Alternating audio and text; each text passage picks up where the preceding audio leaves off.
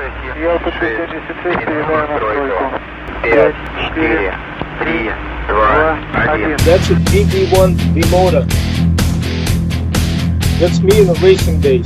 And I used to, that's a Bridgeham, but that track doesn't even exist anymore. Alright, we get into it. I'm going to start recording if that's cool. Sure. Because I'll forget if I don't do it now. That used to be my suit. It only was like 3 cows they had to kill too. 3 cows? Right. to make that racing suit? But, right, but now it's 5. So 5 cows. Marcos is showing me his old racing days. He was a Ducati racer? Yep. Raced Ducatis? Was that in Russia? No, it was in Long Island. Long Island when you were racing the Ducatis, okay. That looks right. like something I still do the track days, and I only ride Ducatis. Nice. Now, where's this picture? This is the entrance to IZHMASH. Ah, the factory. Yep. IZHMASH factory, nice. Right, and this right here, right at on the back entrance, the main entrance where the employees walk in, and that's this guy. It's Mark Krebs. Yeah, there's Mark Krebs. I know that fella. Alexei Kalashnikov, the son of. That's Alexei. You know who he looks like? He looks like Fuller. Oh yeah. Now that you say, does he not? not? A few tattoos and stuff. Oh yeah. He looks like Jim Fuller. He's also, as you know, he is the guy who developed that Bison submachine gun. The Bison? Was that Ogre magazine. The Ogre magazine, 64-round magazine. That's Ogre. Yeah. You know which one I'm talking about? That was Kalashnikov's son that developed that. There's Mikhail himself holding up the infamous AK. Now, are these pictures you took? Yeah. These are personal pictures that you took. There's the dinner. That's what we had for dinner. That's in the book. Yeah. We're going to talk about this too. These are awesome. I love that. Who's the guy across from? Is that Mark Krebs? No, that's the local criminalist. Like a police officer, major. Turned out to be a real scumbag. Oh shit. Nice. Marco and Mikhail. That sounds like a TV show. Don't put me in the same group with that great guy. Dude, you're sitting there having dinner with him. How am I not going to do that? I'm sure I'm just like a little speck in his... not even... You need like a freaking Hubble microscope to see my presence. I guarantee you that he was like, hey guys, when you put up my statue, make sure Marco is next to me. Yeah. And not the Sturmgewehr. Not the STG-44. Yeah, that's where Marcos was supposed to be, right there. Marco was supposed to have been where the Sturmgewehr was. but not yet, right? We want to talk about that too. So, AK heads, welcome back to another episode of the Talking Lead AK Corner. This is season 5, and our guest today, as you have heard, we've got Marco Vorobiev joining us. He is a long-time guest here. Of the 5 years that we've been doing it, you've been on at least once every year. And sometimes twice a year. Maybe 3 times sometimes, yeah. And I could have been like 30 or 40 times, but you just don't invite me down.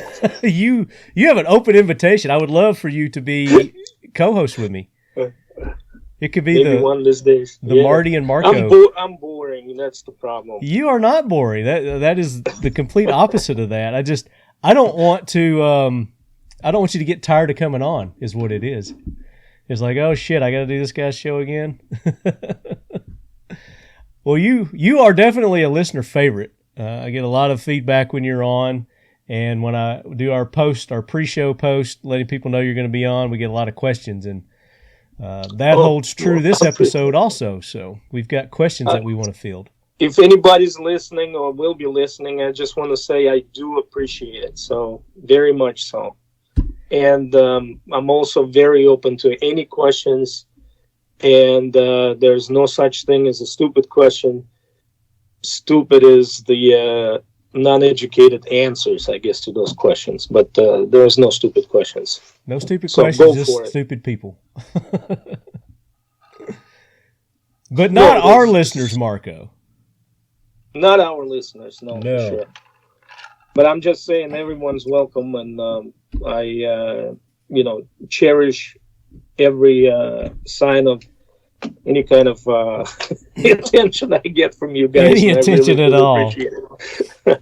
Well, and I can't believe, the 5 years that we've been doing this, we haven't talked about the book that you did for Gun Digest, the AK-47 Survival and Evolution of the World's Most Prolific Gun, which, we've actually talked about the book, but we haven't talked about the book itself. We've let people know it's out there, and I know a lot of our listeners have purchased your book and read it. And I think this has probably been one of the most requested shows, is have you on and actually do a deep dive into your book. Well, great. Thank you. If I may, in the beginning, I'll just say that I've done the shooter's guide before this book. And so where I talked about very little on history and development stuff, but mainly practical, aspects of owning the AK and what to expect, and with some references to actual manuals, the Army manuals and things like that. And apparently the publisher loved it so much that they wanted to do a continuation, like not necessarily the second edition, but something different. Yeah. And that's how this book actually came to be. And it took longer for me to research it. So I didn't want to rewrite the Wikipedia page, which seems like, and I don't put down the fellow writers, but everybody knows the story of it already, kind of in a way. The tank mechanic, hospital. Yeah, they know the basics, hero story that's been told about Mikhail. But what happened behind, and that's the reason why I suggested the subtitle, as far as like a evolution and survival of AK, because what goes behind the scenes, that what we on the tail end, so to speak, on the user's end don't understand or don't even know about, what was happening with that design and with that with the rifle, and what had to be done to carry that design and that particular rifle through time. Yeah. And so I approached it from that point of view. And so they liked it so much, they kind of made it a large format, and also did something they don't ever do, is put all the pictures in color. Which maybe they intended for it to be a coffee table book, like Kramer or whatever. It is a very nice book, and the color just adds to it. So I'm glad that they weren't cheap and chintzy, and they actually did the color pictures, because that adds a whole nother dimension to it. But it's your story and your research is what's impressive on this book. And I know there's probably a whole lot more. As I'm reading in this, I'm like there's got to be more to that story, kind of deal. And unfortunately, you kind of got to keep it within this 6,000 word format for Gun Digest, but in reality, there's a lot more. There's a lot more things you can dive into those meetings and stuff, and there's some minutes the meetings get that kind of available to everyone or to not everyone, and how the decisions were actually made to do this. And I tried to give some samples of that in the story. But another thing is, like, a negative for a collar in that large format is, like, people might not think it as a actually serious book with they tend to get caught up in the pictures and just thumbing through instead of actually reading it, kind of. Right, and they'll say, and one guy literally gave me 1-star review on Amazon saying, "Well, the pictures could have been better." Or something. Oh yeah, I saw that. They were like the grainy pictures, and I was like, dude, you obviously didn't look at all the pictures, because the ones that were grainy were Those were authentic. From years ago. Authentic, yeah. And another thing is, like, pictures. I actually responded to him saying, did you actually like what you read? Did you learn something new? And, of course, he didn't respond. So he thumbed through it thinking it was like a picture album or something. No, he probably didn't even do that. It's probably just some troll, Well, everybody is entitled to their opinion, and, it is what it is. And well, and that being said, Marco, I want to appeal to our audience, our listeners. For those of you who have purchased this book, or maybe you did, maybe you just acquired it somehow. If you've read Marco's book, go on Amazon, please, and leave him a review. No. Yes, because that boosts. Like unless you feel it. That boosts your things on Amazon, and I only saw the one bad review. The rest of them have been 5-star and really good reviews. But the more reviews, the better. So Leadheads, get out there on Amazon, and I haven't yet, but I'm going to. I'm going to get on there. I'm going to leave a review. Founded in 2012, IWIUS is the USA-based subsidiary of Israel Weapon Industries Limited of Ramat Hasharon, Israel. The IWIUS line of products includes the Tavor X95, the Uzi Pro pistol and SMG, the Galil Ace line of firearms, and the belt-fed Negev line of light machine guns. IWI's mission is to bring the highest quality firearms with real world-proven reliability to the U.S. commercial and law enforcement market. IWI-US are proud sponsors of the Talking Lead AK Corner and the Leadhead Brigade. Check us out at www.iwi.us and on social media under IWI-US. And I really enjoyed the book, obviously. I thought it was great. And it left me wanting more, like I said. Because I'm one of those that reads between the lines when I'm reading books. Oh, good. Yeah. I was like, oh, yeah, there's got to be more, more to this. So I would like for you, this is just, personal request from a fan. I would like to see an autobiography, not a book just about the AK, but about your life, Marco, because you have led one interesting life. With your sports. That's what everybody tells me. But and my retort to it would be like, I really don't think so. I think, if anything, my life should be just a regular and nothing special. Well, you were born and raised in Russia, which that's nothing that any of us Americans can comprehend, especially the era that you grew up in. That was the 60s? No, man.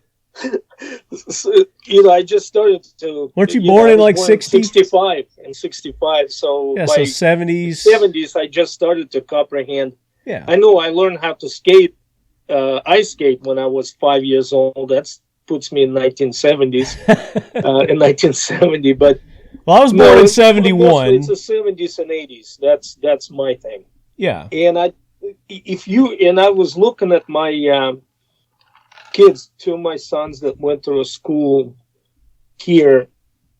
You can draw parallels to what the U.S. life was like in the 70s and 80s to the Soviet Union, and one would argue that depending on what your view of it is, where it was better in the 70s. You got the crisis here, the oil crisis. You had civil rights unrest. You had some of the high unemployment rate. Yeah. And, to say that inflation. It was like hunky-dory in a beautiful utopia place in Soviet Union, no. But from everybody's kind of judging the stuff around them based on his or her exception of the reality that surrounds them, the interaction with other people and things. And I have to say that, obviously we all want to say that when you were young and maybe when you were, in your childhood and then you enter into young adulthood, it's probably the happiest times of your life. Your parents. Well, I'm generalizing, but I'm saying in the mass obviously people get, parents get divorced and so on and so on. And Life but happens. in its mass, it's your happiest times, right? So that's when you play with your friends, when you go to movies, not a worry in your, anywhere in the world. Yeah, but that's the thing. When you're that age, you don't know any different.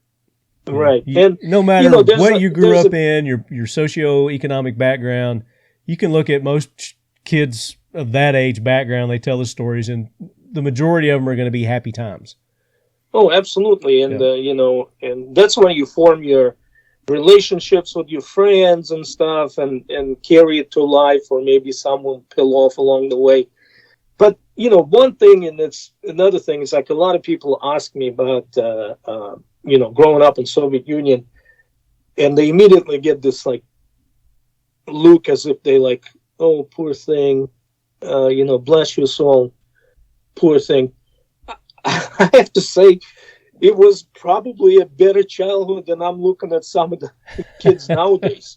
Yeah. I mean, we did exactly the same things. First of all, I played sports, and that would cost me nothing. Absolutely nothing. Whether I played hockey, of course, every Russian plays hockey, or I did the sambo and judo and stuff, it didn't cost me anything, and I was able to progress to a national level. So that's the guy it's not like here, if your father is an NFL player, then most likely you'll go to Division I college and you eventually be recruited. If that's what they want to do, yeah. Or draft, right. But if you're a regular dude with talent and stuff, it would be hard for you to bust through that stuff without, And, but in the case with the Soviet Union, in my town, which was, you can't really call it a town, it's a population of 750,000, kind of industrial center, before I relocated to St. Petersburg, of course. And so in that town, we had everything. Like from checkers, you can play checkers on competitive level, or ballroom dancing if you something that you wanted to do. It sounds like everything was a competition there. Not necessarily. I'm just saying the opportunities that were available for young people to do other than drugs or, alcohol. Mischief, or something. Yeah. Right. So and all the way to the Premier League soccer and hockey and anything in between. Boxing, sambo, judo, whatever, trampoline, gymnastics, any kind of other gymnastics, swimming, skiing, biathlon. And now, did they make this available to children, all children, and it was free? Is that what you said? Correct. You just come in with the parents, and in my case, without parents, because my parents would not allow me to do combative sports.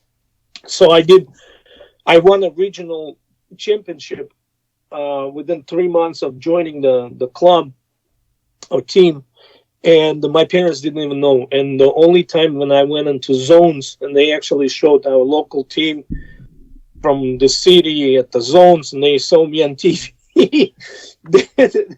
They thought I went to visit my friend's grandparents in far, not close village here, but they saw me on TV, and that's when the jig was up. Came into kind of like, how long you been doing this? It's like, for a year, Mom. Oh my gosh. Were they mad? Did they get mad at you? Not really. I mean, they. You said my mom was more upset than my father. My father always was like, he makes him happy, let him do it. So this is your jiu-jitsu? What was it? Sambo. Sambo, okay.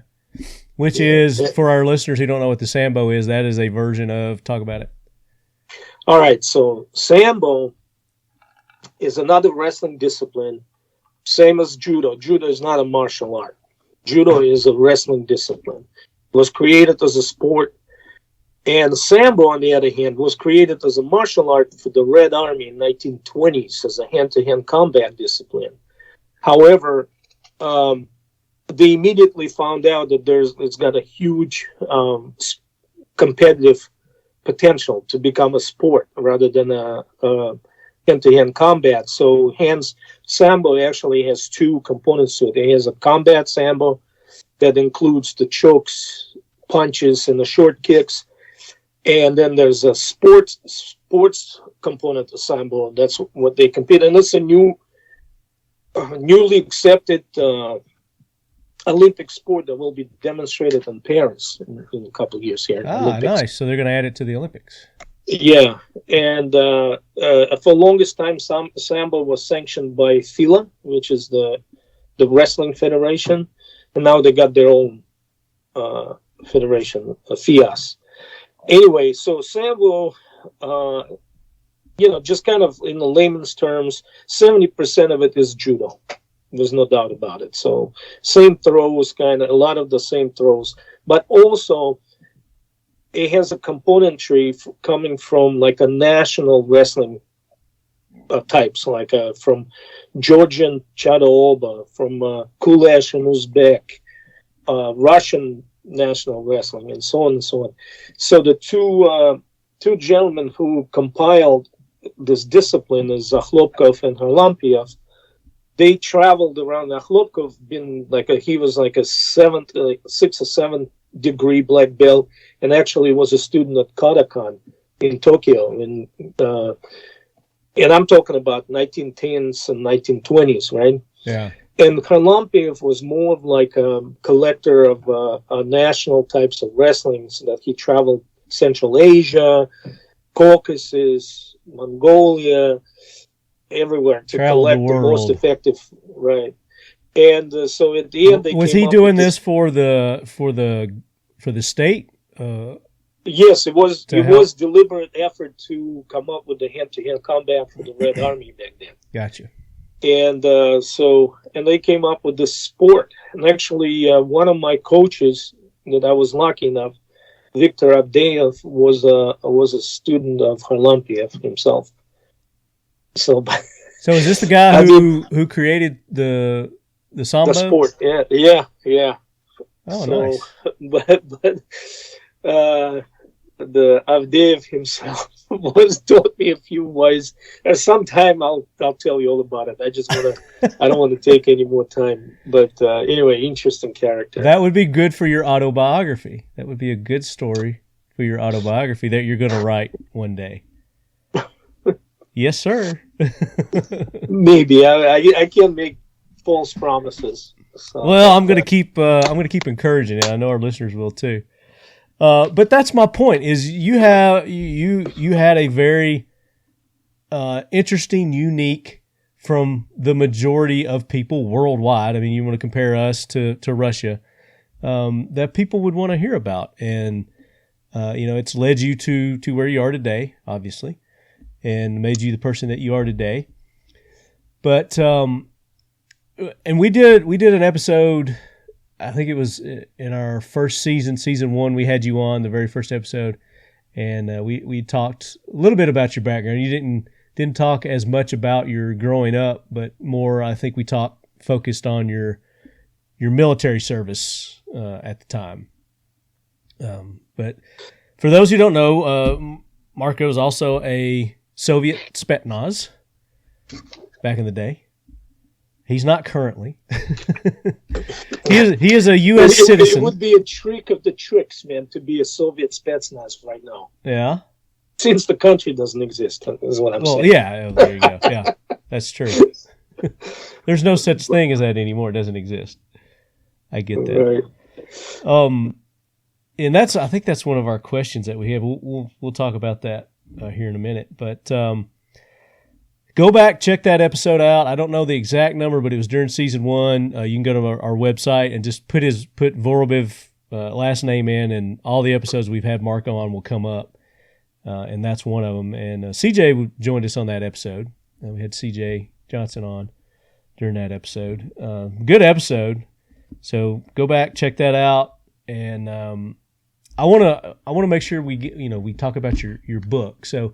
But that's that's kind of the things that led you to the knowledge is your childhood, your growing up, things that you experienced, and your parents telling you can't do something, you went and did it anyway. The defiant little britches. I did on Marco. I also, as far as hockey is concerned, so we played outside, right?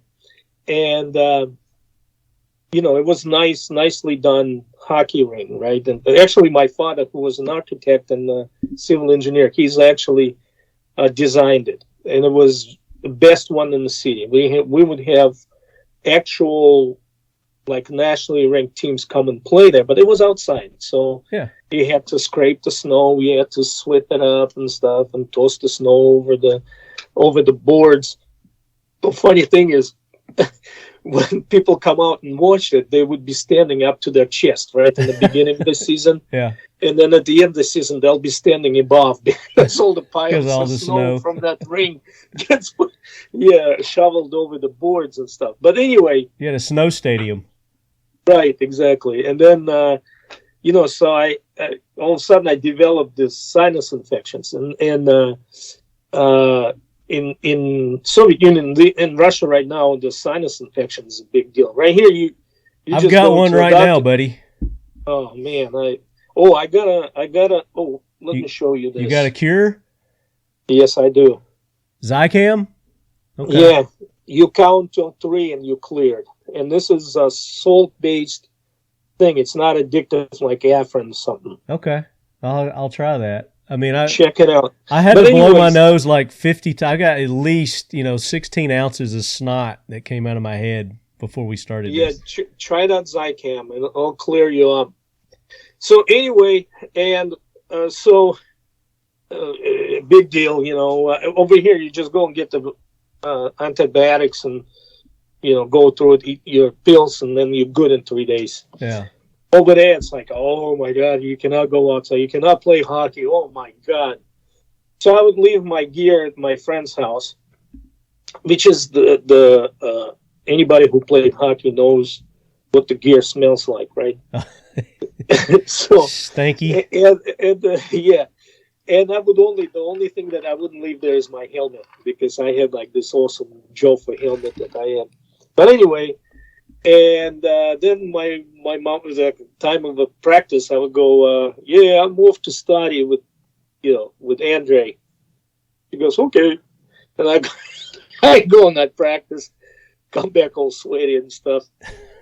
You didn't study. They don't notice whatnot, and I've been doing that too, because otherwise they will, you listen to doctors. Doctors will tell you never to play any sports, never freaking leave your house. Oh, they don't want you to do anything. Yeah.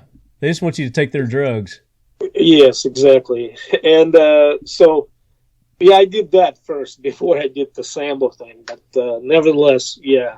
Well, it's good to know that the medical profession isn't any different in Russia than it is here in America. It's all a scam. Oh, yeah. The best is when they it was mandatory. The PE was mandatory all the way to senior year in Soviet schools. Yeah. Which should be here too, by the way. Well, it used to be that way, Marco. Just like during your time when I grew up, that was a part of our curriculum. There you go. Was PE, and all the way through high school, it was that way also. Yeah, and you develop a little snuffles and stuff. You go to your local family doctor in polyclinic, and she gives you 10 days off the PE, which gives you 45 minutes 2 times a week to go and screw around, do something other than PE. But in any case, well, that was the thing. Is like they had, for those who weren't on a sports team, PE was a required thing. So whatever they did, because I don't know, because I was always on a sports team, so I don't know what they did for PE. They go to the gym, play basketball, they do tennis, they'd mix it up and do different things, I guess, for PE classes. But yeah, I mean, that was, even here, like you said, that was part of it back in the day. That was part of our, our whole curriculum and being outside. Yeah, that's the biggest thing. I can't remember not being outside in my childhood. Yeah. I mean, the parents would kick you out if you were sitting there watching TV or something. She's like, "Get the hell out! Go outside! Yeah, get the ball or something." And that was it. I mean, I kind of grew up in like a typical Soviet city environment, which we had the ant hill, ant farm type, apartment complexes or apartment buildings. Yeah. And you come out and you whistle, like immediately 3 or 4 faces show up in the window or the balcony, and it's like, yeah, what's going on? It's like, you're holding the ball like a soccer ball, and before you know it, you got a team to go and the game breaks out in the school. Yeah, you got a game going. Yeah. Basketball, anything. Or I lived literally in the center of the city, and I was only 20 minutes away from a wild river. Right, not like embankment, like it goes through the city. I'm talking about the trees. You build a fire. You can got woods go pick and up everything. mushrooms, fish, whatever you want. Deer. 20-minute walk. You know, and in the summers we spend most of our time in the river, just doing whatever, fishing, swimming. My father was a big influence in that. He was, you know, like in any society, there would be single moms, right? When the fathers are nowhere to be found or something, or the fathers are too busy for the kids. And he was like this surrogate, not father per se, but it's adult figure. Sure. That, the kids, I would be coming back from like a practice, right? And just before my father would come back from work, and there would be like these kids, anything from like 3 years younger than me to a year older than me, like any spectrum of kids that live in the 3 buildings that we kind of had as a neighborhood. Right. And they'll be there sitting with their rods and their little tackle boxes and stuff, and the little bread bag with some raw potatoes and salt and whatnot, which we would build a fire. Mm-hmm.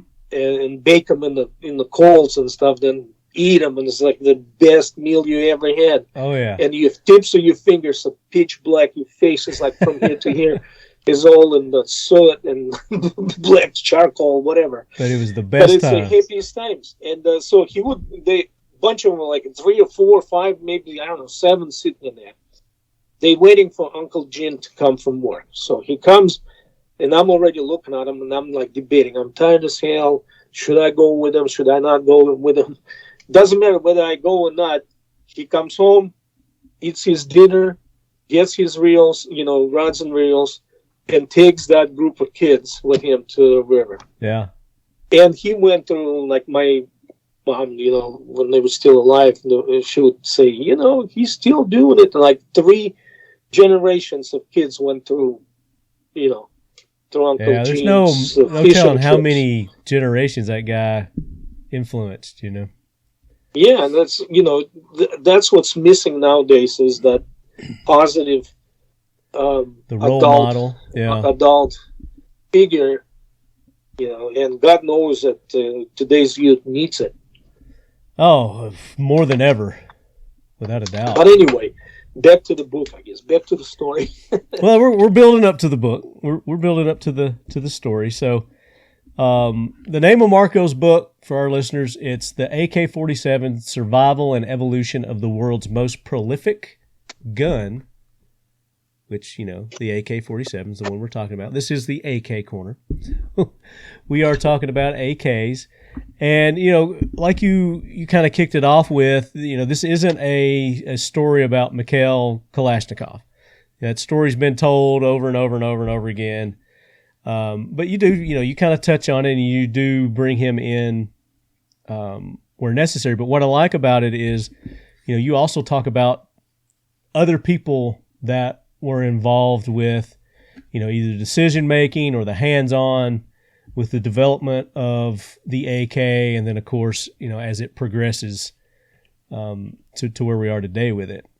Well, I'm sorry to interrupt, but No. I'm kind of like one of my favorite subjects in that regard is that a story about Sudayev, right? So we know Sudayev PPS by 43. the PPS 43. There you go.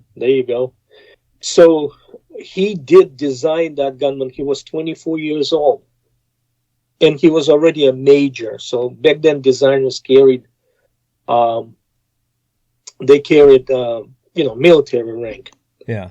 And I mean, if anybody ever had a chance to kind of play around with that gun, it's like really hard to, and I have them as a SBR and I have it as a machine gun. And when you look at the machine gun, it's ingeniously simple. Okay. And you have to have sort of like a pro engineer or AutoCAD 3D in your brain to imagine a sheet of metal bending a certain way to create this particular gun. And the gun only, it's mostly sheet metal, right? So it's stamped. Other than the barrel, the trunnion, and the bolt. But some of the something happened. So I'm sharing my screen for our video audience. I'm bringing up the PPS 43. There you go. Show them an image. Some of the solutions, I guess, or some of the design features in this gun is like, when I looked at it for the first time and the guts of it, I was like, really? It's so simple.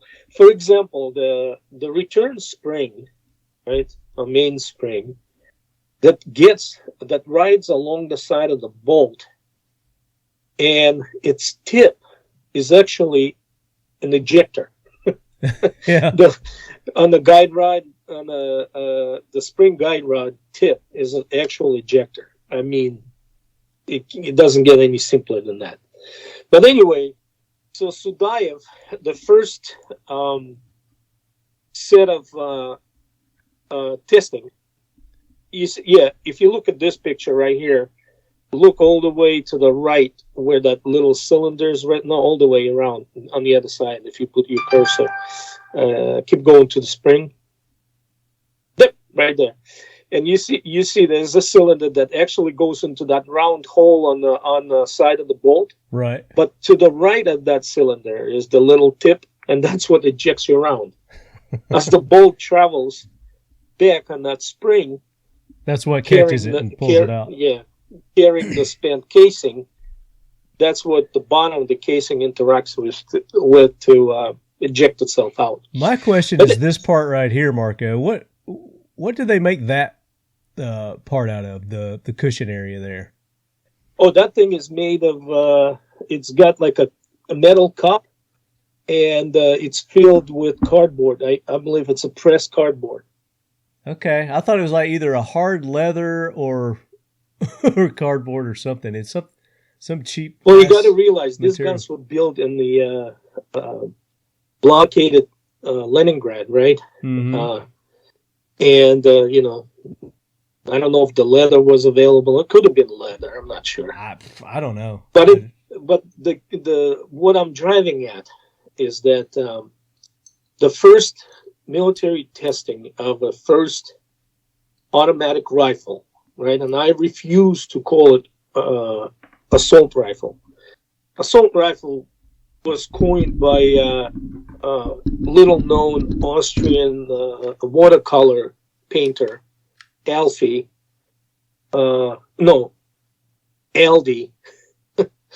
Hitler, and so I refuse to use his terminology. So it's an automatic rifle.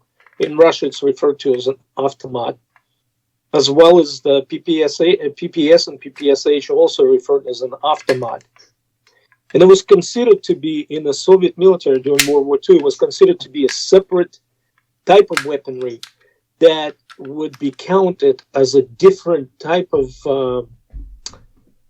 weapon within a squad or within a platoon. So he would say, my platoon on such and such date has in its possession this many rifles, this many automats, this many light machine guns, this many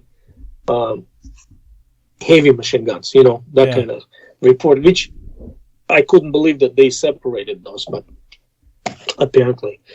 Also, when they do those reports, interesting detail, when they did those reports, they also separated SVTs separately. Okay. So they called Mosin Nagant type of rifles. They called them rifles, period. Just rifles. But they would, different line item would be SVT 40s, this many. And then they would say Avtomat, this many. Yeah. And when they're saying Avtomats, what categorize, which it's guns basically are in that? the automatic rifle. right? That goes rat-ta-ta-ta-ta-ta, you know. Yeah. It Whatever they fires were food, using at the fires time. food. Right. So Avtomat is also the A in the AK, right? Right. So it's also considered to be an Avtomat. So anyway, so first testing, there was only one winner. Well, they were not. Well, now you're jumping a little ahead. Are you talking about the AK? Yeah. Hang on. I'll finish up my. I wanted to go before that, but yeah, go ahead. I did. Well, hang on. I talked about Sudaev, right? Right. So there were no winners in the first round of testings, but one rifle was a leader, and it was considered to be a clear leader amongst others. I mean, Kalashnikov's original gun that had the lower and upper receivers and stuff, it separated into, and so on, were completely brushed off. And Sudaev's AS-44 or something was the gun that was a leader, and it was sent back to be developed further to get rid of all the little quirks and things that they didn't like. So unfortunately, yeah, there you go. That's the first Kalashnikov right there up top. So anyway, that was like a Tommy gun. Yeah. So unfortunately, Sudaev had what's the word I'm looking for? Good Lord. He got sick. Yeah, he got sick. He had what's it called? Anyway, he was mortally sick. He was tuberculosis or something? I don't know what that was, but he died at the age of 28 in the midst of developing that gun. And when the government went back to his team, said, okay, so can you complete the gun? They said, no, most of his ideas was in his head. And he, and that's it. He died. And if he didn't die, it wouldn't be AK, that's famous gun, but it would be an AS-47. Yeah. And this is I'm holding it up for our viewing audience. And this is in Marco's book. Right. You know, and the fact that you were able to get examples of all these rifles too is impressive, and you have them in your book. It's it took some time, but so go ahead. However, hang on a second. So then, second round rolls around. I'll talk about this. Okay. I'll talk about this. Okay. But second round rolls around, right? And all of a sudden, AK or Kalashnikov presents the gun that is no longer his gun. It's not what he entered the first time, but it's more of like it's got it's solid and main receiver where it's housed everything that from Chernian to trigger group, and he has a top cover, which was on the AS. So he borrowed a lot of not necessarily, you can only, but it's like you point out in your book too. I mean, yeah, he borrowed ideas because the way that Russia saw it was everybody was working for one common goal, and they were working as a team, and they actually encouraged people to take other people's ideas and improve on them and make them better. So yeah, that's a main directorate. Yeah, so if people want to say that he stole copy, I mean, who doesn't do that? That's how things get better. Is you improve upon other people's I genius. was just recently involved in like the most asinine argument, and I just and I'm like old and wise. I'm like the old bull, right, that walks downhill nowadays instead of running down.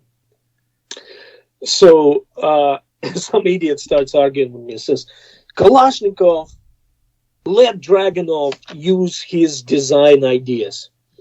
And I'm like, okay, I'll bite, because it's two completely different guns. The short stroke, long stroke, different trigger groups. I mean, everything is different about the two guns.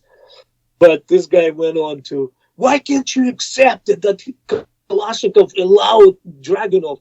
And I was like, dude, you obviously like 20-something years old. You never lived in Soviet Union. You don't know how that works. Nobody gave anybody permissions unless it was guided from top down from the government. Socialist. Government-owned designs. They moved, like, that's how Molot wound up with an RPK, because they were kind of shriveling down with their PPSH-43 production, PPSH-41 dwindling production, and they needed, another design. Yeah. It's not like Izhev's factory, IZHMASH, just gave it to them. No, they didn't. It's the Ministry of Industry or whatever and Development from the top told them to give them the your ideas aren't your ideas. They are all owned by the government. Correct. So anyway, that's the story of how the AK came to be, and it's in part thanks to otherwise ingenious designer Sudayev. Sudayev. Yeah, he died at age 28, and yet left a huge mark. Very young. So. Yeah, and you go into more detail in the book. So, and we're not going to just like do the whole book, but we're just going to kind of deep dive into some of the areas that, I found. Like I said, I kind of read between the lines and whatnot. But to that, the very first Avtomat to be, I guess, in existence that we know of was from another fella, and it was prior to this. And it was prior to the PPS. Yeah. Yeah. So talk about that real quick a little bit. Okay, so conventionally, people refer to AK-47 as a rifle that was developed in 45 and then eventually adopted in 1947. And before that, the other event was 1943 when intermediate cartridge M43 was designed, right? However, the concept of Avtomat or automatic rifle was born way before that. And even though Fyodorov Avtomat, we know that was built and adopted in 1916, but actual Fyodorov's idea of a reduced power cartridge, which we now refer to as intermediate cartridge, goes back to 1906. Okay, and use of it in the regular infantry rifle, or like main battle rifle, with the full automatic capability. So, and he after the disastrous war, Russo-Japanese War of 1905, where Russia lost not just their Pacific Fleet, but also their Baltic Fleet and Northern Fleet and just about every fleet but the Black Fleet, and lost the control of Port Arthur, right, in Korean Peninsula, and a few of other territories like Kuril Archipelago, and part of Sakhalin Island. It was disastrous and terrible war. However, during that time, Russians were able to actually have some victories in the land war rather than naval campaign, which was completely, lost. And they captured this Arisaka 6.5, hordes of it, good stock of it, let's put it that way, a 6.5 Arisaka. So Fedorov written this, not dissertation, but let's say a paper, where he was saying that every infantry soldier could be turned into a machine gunner with a lightweight rifle that was capable not only of its regular duties of precision fire, but also full automatic capability like a machine gun. And this is the time when the military is starting to understand the concept of thickness of fire. And thickness of fire is how many rounds in one particular period of time you can put through a square meter. Like in the Russo-Japanese war was 2 rounds, like per second or something. Right. And then, so to increase that thickness, which means the probability of striking the target would increase dramatically, he understood that full automatic fire was a must. So he made some prototypes and stuff, but Russia at the time, going from disastrous Russo-Japanese campaign into rolling into a World War I, they didn't have money. They just basically said, forget it. Unless you can create this for our, Mosin Nagant, 3 lines cartridge that we can produce. So we have no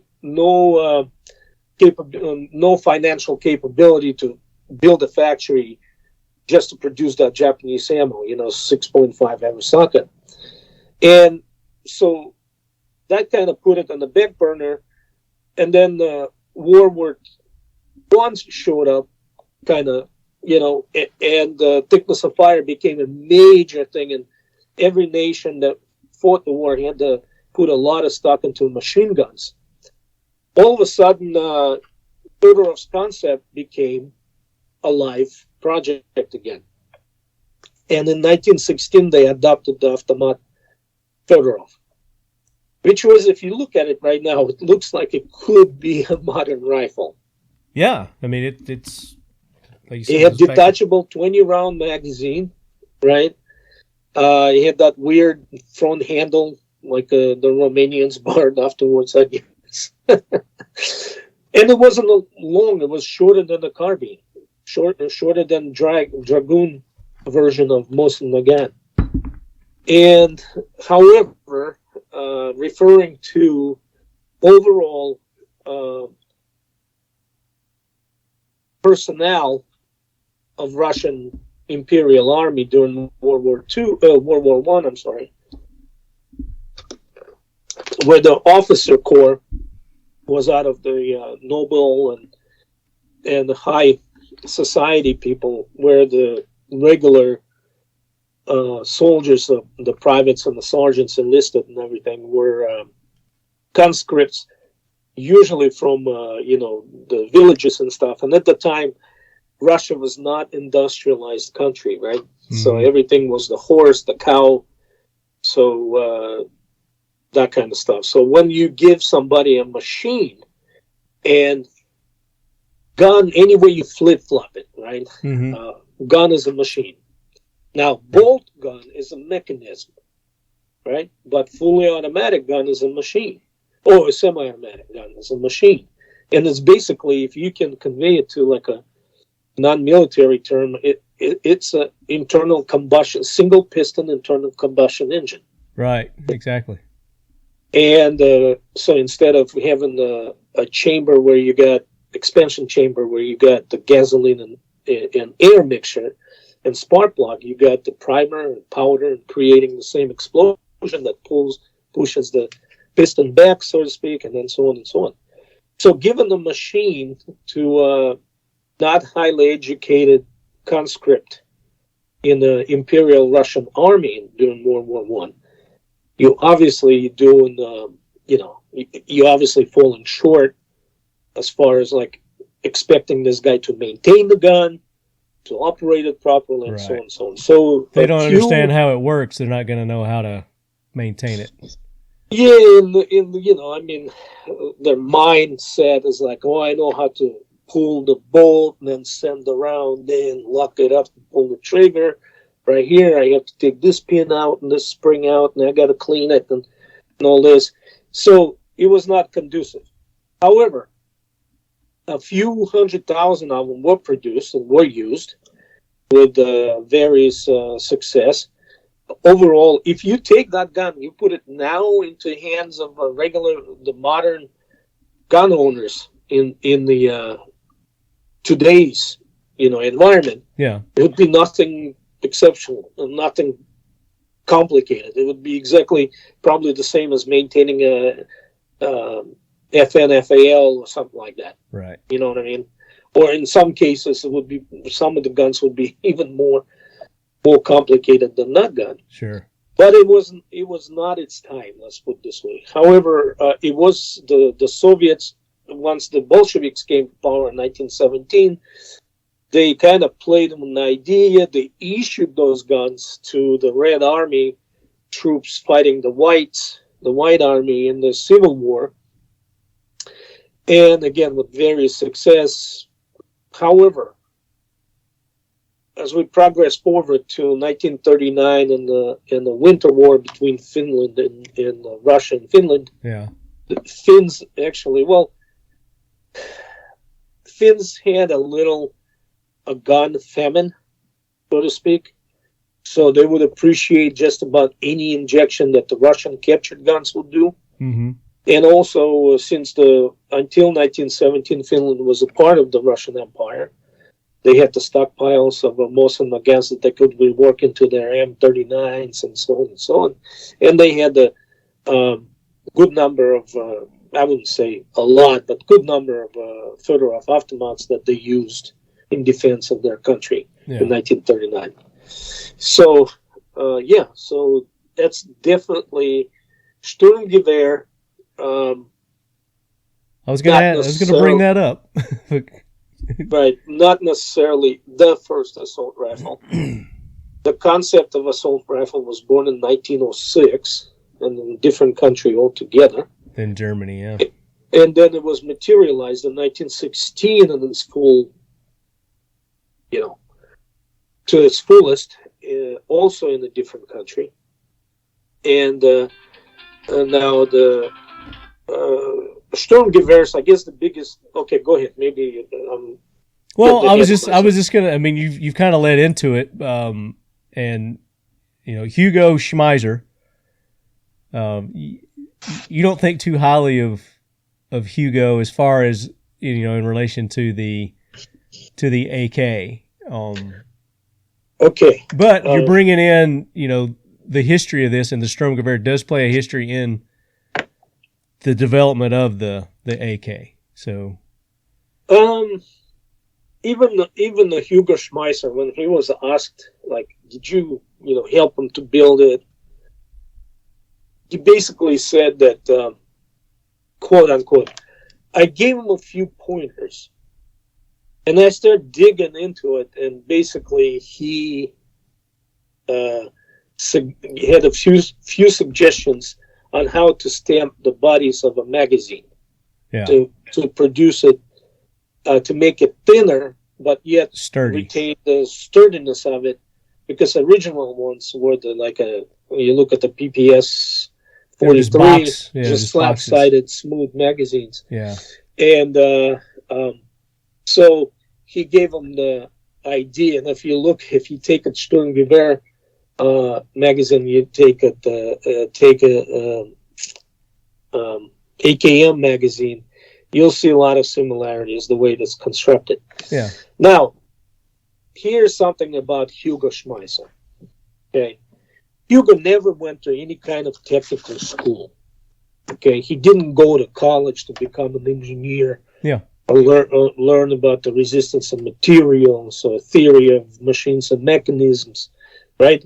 He was his father's son who had successful arms business, right? Built guns. Mm-hmm. So he picked up everything. And even in modern society, 5 years of work in a particular factory in the field kind of equates to a college degree, right?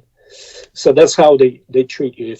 If you've been standing at the machine here machining a certain things for 5 years, you probably know more about it than, let's say, a recent graduate from Rosholmen School of Engineering. Sure, right? Absolutely. Hands-on, yeah. Right. However, you're not familiar with the Hooke's law and other things, the mainstays of engineering science. Right, so just because of that, when he got captured and as part of reparations, rightfully so, I don't give a shit what anybody says. As part of reparations, a lot of engineers, German engineers, wind up working at the Soviet factories after the war. Sounds familiar, doesn't it? for us Americans. For us Americans. So, anyway, but you would think they were all issued this gray pajama suit, and they all had to walk in formations and all that shit. Bullshit. They were treated, in some cases, even better than the Soviet workers that they worked with. In fact, they let them retain their command structure, like meeting the chief engineer and then the assistant engineers, and so on and so on. And they were paid exactly the same amounts of the Soviet counterpart. Okay? And they were issued an apartment. So if you were unmarried, you would live in a dormitory. If you married, they were allowed to bring their families. Get this. Get the families, the children. For the children, there was a German schools. Yeah. And their families lived in apartments. Well, they wanted to make them happy, so that they would share their knowledge, right? I mean, it was... Yes, but... more of a bribery kind of thing. Don't get me wrong in this one. Golden cage is still a cage. Okay? But it was, promised that they will all go back soon. Sure. Anyway. So, Hugo Schmeisser, having brought his wife and 2 daughters or whatever, took frequent trips to Black Sea, right? Enjoyed his weekends in the local parks, right? Lived in an apartment, but he was being paid a lot less than his German counterparts, for which he always complained and freaking cried to no avail, to the point where the German colleagues did not want to work with him anymore. And they written the letters to that effect. And the reason he was complaining is because he thought he deserved to be paid more. But in Soviet structure, your pay was dependent on your education and your seniority. So, like, let's say if you had a higher education, like, let's say, college degree, you would get paid more than if you went to vocational school. And that person would get paid more than the person that did not go to school. Probably had something to do with what they contributed also. Well, because of him complaining and his German counterparts for not wanting to work with him, right? He was pretty much given some very small detailing jobs on some non-significant parts. Right. Okay. Out of the way. And then eventually he went back in 1952. He went back to Germany. Yeah. Yeah. And since then he created Dick, right? He didn't create anything, right? Because he didn't have all that structure behind him of his father's shop or the Nazi government contracts. Now, is he the actual inventor of designer of the STG-44? Or is it his father? Everybody thinks so, and I don't have any material or documents that I can rely on to say that no, he wasn't. Yeah. Right. So I'm going to go ahead and say that he was a specialist who kind of possessed knowledge of stamping. Mm-hmm. Okay. So he was exceptionally good at stamping. Now, so since he went to, so a lot of people say, well, the AK is stamped and stuff. Well, it didn't start off that way.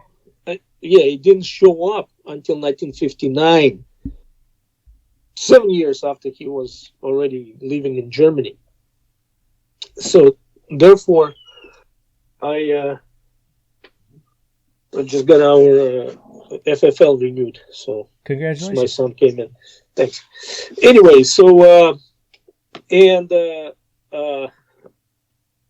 so that was the thing. So he wasn't qualified specialist to warrant a better pay.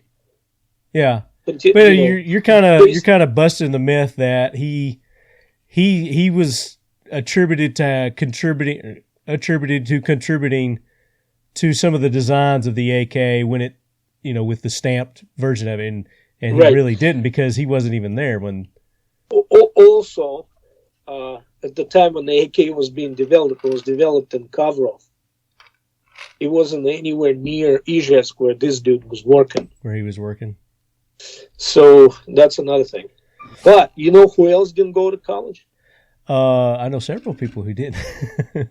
No, I mean in arm designers and stuff. I don't think Kalashnikov did he? Correct. He didn't. Yeah. So he didn't go to college. Neither did Barrett. Ronnie Barrett. To college to learn about. He was a photographer. There you go. Yeah. And I'm not sure if Eugene Stoner was actually a firearms designer when he embarked on his iconic gun, but I'm not sure about that one. Yeah. But the Barrett for sure. And Kalashnikov was not either. So that's why they, when they recognized his talent, they constantly pushed him to go and get the degree, go to vocational school first, then go to this, to this. That's the thing too. Kalashnikov is attributed with, being the father of the AK-47, but there are a lot of people that were behind him, beside him, encouraging and giving him the tools and, the people that he needed to, bring his dream to fruition. Well, I mean, like, I spent 16 years in the railroad industry, right? And 10 years of it was manufacturing track maintenance equipment. And I'm a mechanical engineer myself by trade. And so I participated in design reviews and contributed to designs and stuff. And the way, like, let's say you take one single, track machine for, since I do have experience with it. And it has hydraulics. It has the pneumatics, the brakes and stuff, right? Yeah. It has electrical, right? And when the concept of it arises, and then there's, different groups of engineering within the engineering department actually deal with, structural parts of Focused, it. Yes. Then this guy's electrical group, here's the hydraulics right here, right? And then when it comes together, then of course the guy who's in charge of it all, he supervises it, says, no, this would not work. We need to move this. Or we need the larger pump because we're going to be swinging more weight here, and so on and so on. But as far as the detailing is concerned and actually coming up with ideas and some of the technical solutions to a particular design, they have groups of people. Yeah. Like, I mean, the guns cannot be developed separately from, let's say, ammunition. That was a big concept in the Soviet Union, is what they called a shooting complex, which is the gun plus ammo. In case with the SVD was gun, optics, and ammo, right? Yeah. So, or in the AK-74, for example, right? The best, hands down, and anyone who disagrees with me can throw a rock at me right now to the screen. They might. And that 5.45 by 39 cartridge is hands down the best fighting carbine cartridge that we have right now in existence. In the forget world. All your 6.8, 6.5s. Forget all about it. 5.45 is the best modern war fighting carbine cartridge. And why do you say that? Well, it flies long, hits hard, out of short barrels. To get the best of all worlds through the 5.45. The weight? No impulse. I mean, shooting like 22. In a full auto, it's not even fair to fire AK-74 in full auto. Firing, if anybody has an opportunity to fire RPK-74, take that opportunity. Ditch your girlfriend. Forget about anniversary dinner. If there's a chance to fire RPK-74, go do it. Do it today. Do it right now. Stop what you're doing. Put this podcast on pause and go shoot that thing. Right. Well, and you'll see what I'm saying. Yeah, I've shot them. Yeah, I mean, I get what you're saying. Yeah, absolutely. I mean, there's not, like, it's shooting, it's slinging deadly lead, steel. Accurate. To the area, like the size of a small child's dinner plate. I like that analogy. At the distance. So that answers our. I know we had some questions about what's your favorite round. So there you go, ladies and gentlemen. Unequivocally, it's the 5.45x39 for Marco. So he's holding up some mags now with it loaded with. With the 7 and 6. Very nice, very nice. Yeah, if you got show and tell, have it, man. If you got guns and whatever, pull them up. Show our audience. They love show and tell. I do too. It's a 2. We have to do the documentary on that, like a 2-hour, and probably enter Venice Film Festival with that. Ooh, I'm down with that. I'm down with that. I'll do that. Hey, Leadheads, Dwight Settle with Seal One. Just here to talk to you and tell you a little bit about our product. Seal One CLP Plus is a bio-based, non-toxic product. It comes in a paste, liquid, aerosol, and pre-saturated bore-specific patches called sealskins. They all do the same thing, just different methods of application. The best way to use our product is to start with a clean firearm. There's 2 reasons why I say that. First, you start with the Seal One CLP Plus by field stripping your firearm and covering the entire firearm inside and out, bore, barrel, everything with the Seal One CLP Plus. You'll see how easy it spreads around. You'll want to wait about 15 to 20 minutes. Then you come back and you want to wipe it all off. So you see how easy it is to put on and remove. And the second reason we say to use a clean firearm is you'll find that it's not clean. We're going to pull out more carbon that's been left behind with whatever product you've been using before. Okay, it takes about 3 cleanings, so I like to say a clean shoot, clean shoot, clean shoot, just normal usage before the Seal One CLP Plus has removed whatever product that you were using before and has seasoned the firearm. It's kind of like breaking in a cast iron skillet. And after that first cleaning, you will notice a difference. And with each successive cleaning, you will find that it gets easier and easier to clean. Seal One CLP Plus is a dry lubricant and is designed to work as such. You will find that malfunctions are virtually eliminated when used properly because the majority of all malfunctions are caused to carbon buildup. And with the Seal One CLP Plus, the carbon does not build up. Seal One CLP Plus is safe on all metals, plastics, composites, polymers, rubber, wood, and leather. Seal One CLP Plus is a one-and-done formulation. No other products are required or needed to clean and lubricate and protect your firearm. That's why we say Seal One and done. Seal One is a proud sponsor of the Talking Lead podcast and the Leadhead Brigade. Use the code LEADHEAD for a 25% off discount.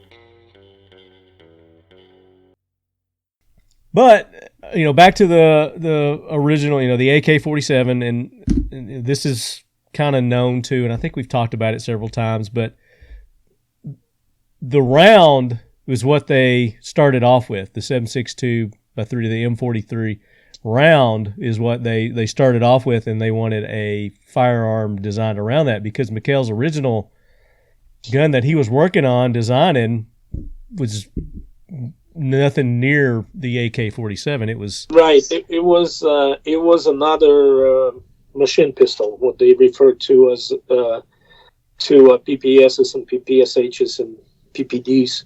Yeah, they were machine pistols. They call them. Hence the PP, right? It was pistolet pulemyot, machine gun pistol. But yeah, it was not what he. And the funny thing is, you kind of like to see. Well, first of all, it would be weird to deny that AK's bolt has its roots in the rotating Garand design, because everything else that was submitted for that testing had a design, either a wedge or tilting bolt or something like that, not rotating bolt like he did. Right. And if you ever, if you own an AK and you took it apart, and then you take a Garand, if anybody's got the M1 Garand run, and you just kind of play around by pulling on that charging handle, right, on the up front, and then look straight down at the Garand, mm-hmm. right, you cannot help but notice how similar. A little similar. Yeah, a little similar. Except in the AK, you can't really see it because the bolt carrier is sitting right over it. Right. But in the Garand, you can see it right there, how the bolt comes in and turns. Yeah. And then it goes back and it turns. And then if you look at the Kalashnikov's original machine pistol design that he did in Kazakhstan while recovering at the railroad depot while recovering from wounds, you can see a heavy Thompson influence. Yep. Thompson submachine gun. I'm going to hold a picture up right here. I mean, the front handle, the square kind of square the top receiver that goes past the pistol grip, right? Yeah. The front grip there. So maybe he had some kind of like a magazine while laying there in the hospital bed. Somebody showed him a little magazine highlighting the American weapons and stuff. Yeah. Well, like you said, I mean, all's fair in love and war, and if he had those to base his design on, that's what he was using. So a little combo of that and the PPS and several other ones kind of thrown in there. So, well, you go into this thing. There's the saying as it goes. There's so many ways to skin the cat, right? And in the design of the weapons, it's also there's only so many ways to lock that bolt, or so many ways to have your operating system work with the gases and stuff. So based on a gas system, yeah. Right. So it's all in what works the best, and it's not necessarily the copy is a copy. You take it, you draw it up, you detail it, take the measurements and everything. Then you take the samples of a material and stuff, start to match. Try to match the steel and so on and so on. But it's not copy when you look at something. Oh, I like that idea. Then you draw up your own thing based on idea of rotation, for example, right? And you can basically take any gun apart, any gun. Well, other than maybe 1911 or something, right? And truly revolutionary guns, like first of its time, And you can look at them, you can pick apart and say, oh, this is from Martini Henry. Oh, this is from whoever. Oh, this is from this and this. And it, just because it's the mechanical principles how the things work. But anyway, yes. So there's definitely that. If somebody would ask me, I would say, yeah, definitely. There's influences that I can see in Garand, and do not experiment. Just do your, AK thing, and then grab your. Did Garand, he borrow ideas? Absolutely, he borrowed ideas. And there's absolutely no doubt about it. Like I said, that's what everybody does. Right. Unless you come up with just something completely different. But that's very rare. Referring back to like Sturmgewehr, right? Sturmgewehr. STG. And if you're a truly unbiased person, and you have AK laying right here, and then you got the M16 laying right here, and then you have the Sturmgewehr, and you start comparing them, M16 is exact copy. The layout. Where you got your buffer into a stock, the same big old spring in the Sturmgewehr. You got even the little, what do you call it? I keep forgetting all these words. The little cover, the spring cover, the ejection port. Yeah. You know what I'm saying? So the way it comes apart, you pull the pin out, you got the lower and upper receiver. But that's the thing, is somebody takes an idea and then they improve upon it, and that's... Exactly. And that's how the AK evolved, like you were saying earlier with the competition back in 1939. They came up with the design, and they didn't stop there. They kept improving upon it. Yeah. And I'm just saying, like, again, just because the gun from the side and for a person who is either stupid or blind, the looks about them, they're kind of similar, although it's about 6 inches longer and 3 inches taller and so on and so on. But it looks, because of that front sight and pistol grip and stuff. Oh, it's totally they copied the freaking design, But for those of us who know about guns, and you can have the M16, and then you can have the Sturmgewehr, and you can have an AK next to each other. You'll find more similarities in M16 design versus the AK design to Sturmgewehr. But does it mean that the Eugene Stoner went and freaking just copied the Sturmgewehr? Of course not. Yeah. Once you open it, first of all, it's direct impingement. It's like you're into automobiles, right? You're into cars. And you remember the Fieros? Was it Pontiac? Oh, yeah. You remember the Fiero?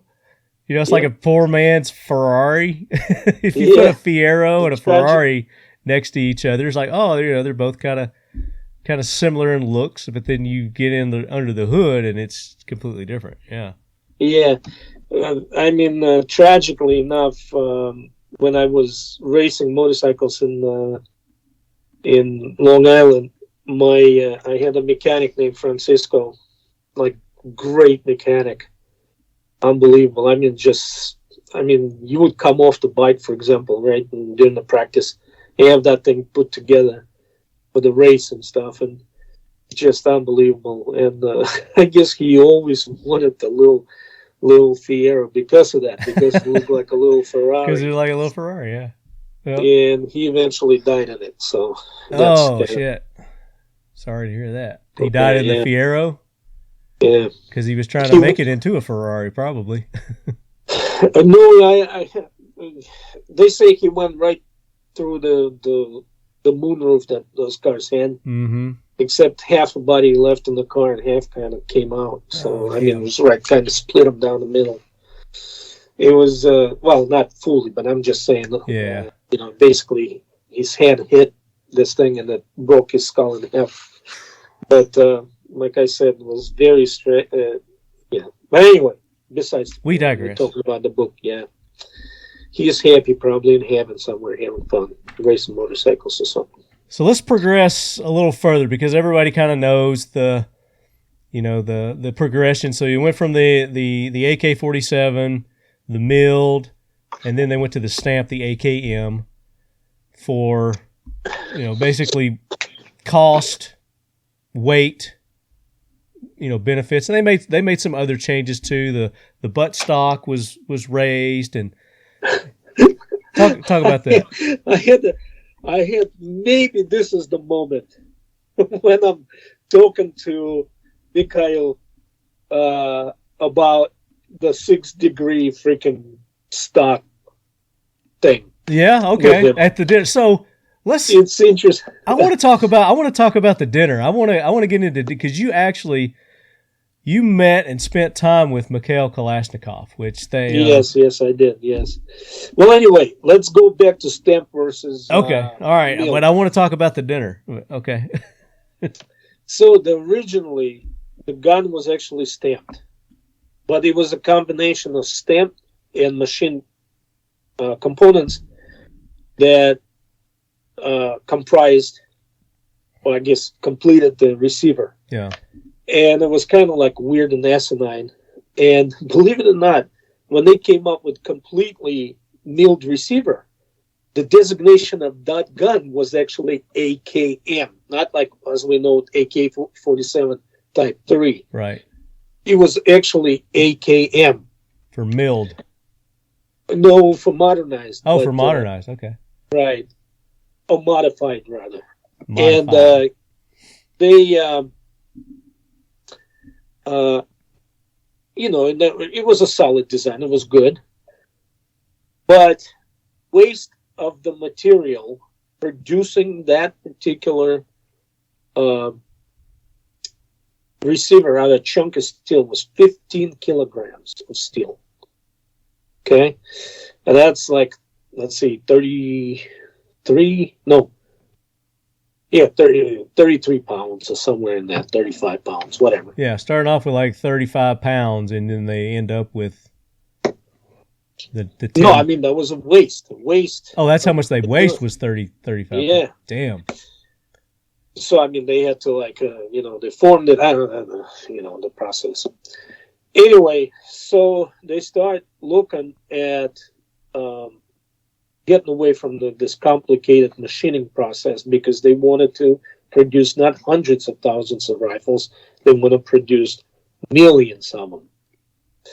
And so in 1959, they adopted what became an AKM design, right? So, which is a stamp receiver with the forged trunnion and so on and so on, and riveted together. So they reduced, so that particular process wasted only 7 kilograms of steel. Huge. So difference. more than a half. And, it was no brainer to switch to cheaper, easier to produce, faster to produce gun. Now, you're mentioning the stock. So this is, if Kalashnikov was like this guy that was like this Palpatine, over the Dark Lord, over the universe of his gun, then it still would have that 6-degree downward. Oh, that was his thing. Stickler, huh? Right. And I asked him about it. It's like, why? And he goes, well, this way it hides a soldier's head lower when he aims the gun. And I'm looking at him going, and so I mean, I don't mean to disagree with you with anything. No disrespect, sir. And you're a genius and stuff and this and that. But isn't that the height of your head is actually determined by the alignment between front and rear sight, which is on both guns are the same? And that kind of hung in the air. I still think that 6-degree, downward position of a stock is the better. He was just stuck. I said, well, by logic, it's not. All you're doing is by physics. Instead of a true cheek weld, you got the chin weld. I mean, God, for God's, it's low enough already. I mean, I can't imagine, your sight picture being even lower. Yeah, no, I mean, it's determined the position of your rear side and the front side, right? In alignment. Yeah. It doesn't matter what the stock does. I mean, in this case, you would have a shoulder weld, for sure, but you would have a chin weld rather than the cheek weld, right? Yeah. So they did that, and they did the straight stock. They straightened the stock. They straightened the stock on the AKMS rifles, the underfolders. Yeah. And a few other things. Barrels, they shortened the barrel a little bit more, I believe. I don't know about the length of the barrel, but they. That's what you said. I think they it's thinner. The profile was thinner. Was it thinner? Okay. Yeah. I may have misread, but I thought that's what you put in here. I'm just going by. Well, I mean, they made like the gas system was completely redesigned with just the 2 ports instead of like 4 ports on 2 spots. Yeah, and they did that because it obstructed their vision. Less the gas, stuff, yeah. The Mirage or whatever, the Rise. Yeah. And made the gun more wieldable, and so much so that it still is the number one design produced in the United States and abroad, other than Bulgaria, for example. Yeah. Like Romanians, who else makes them? Romanians and Polish. Yeah. They still make the AKMs, and then every gun that's made here in the United States. And I'm not sure about the GEM, if GEM switched to 474 platform. But anyway, Fuller, you take the Riley Dynamics, you take the PSA, everybody's making AKM, the AKM based, product. Yeah, I mean, it just makes sense. It's cheaper. It's cheaper to make. I mean, I'm talking about as opposed to 74, for example. Oh, okay. Which should be about the same. Yeah, and I wonder why we don't see more of the 74s. I guess because of huge influx of, let's see, the ammo, maybe there's the quantity of ammo. Well, ammo is. I'll get to ammo in a second here, but yeah, let's say from the 90s, right? From mid 90s, you had, let's say, Madis, right? Original Romax from Romania, switching to Wassers. Then you had some Hungarian guns coming in. Then you had the second generation Madis that were worse than the first. Yeah. Then you had all these kits coming in back in like a late 90s, early 2000s, right?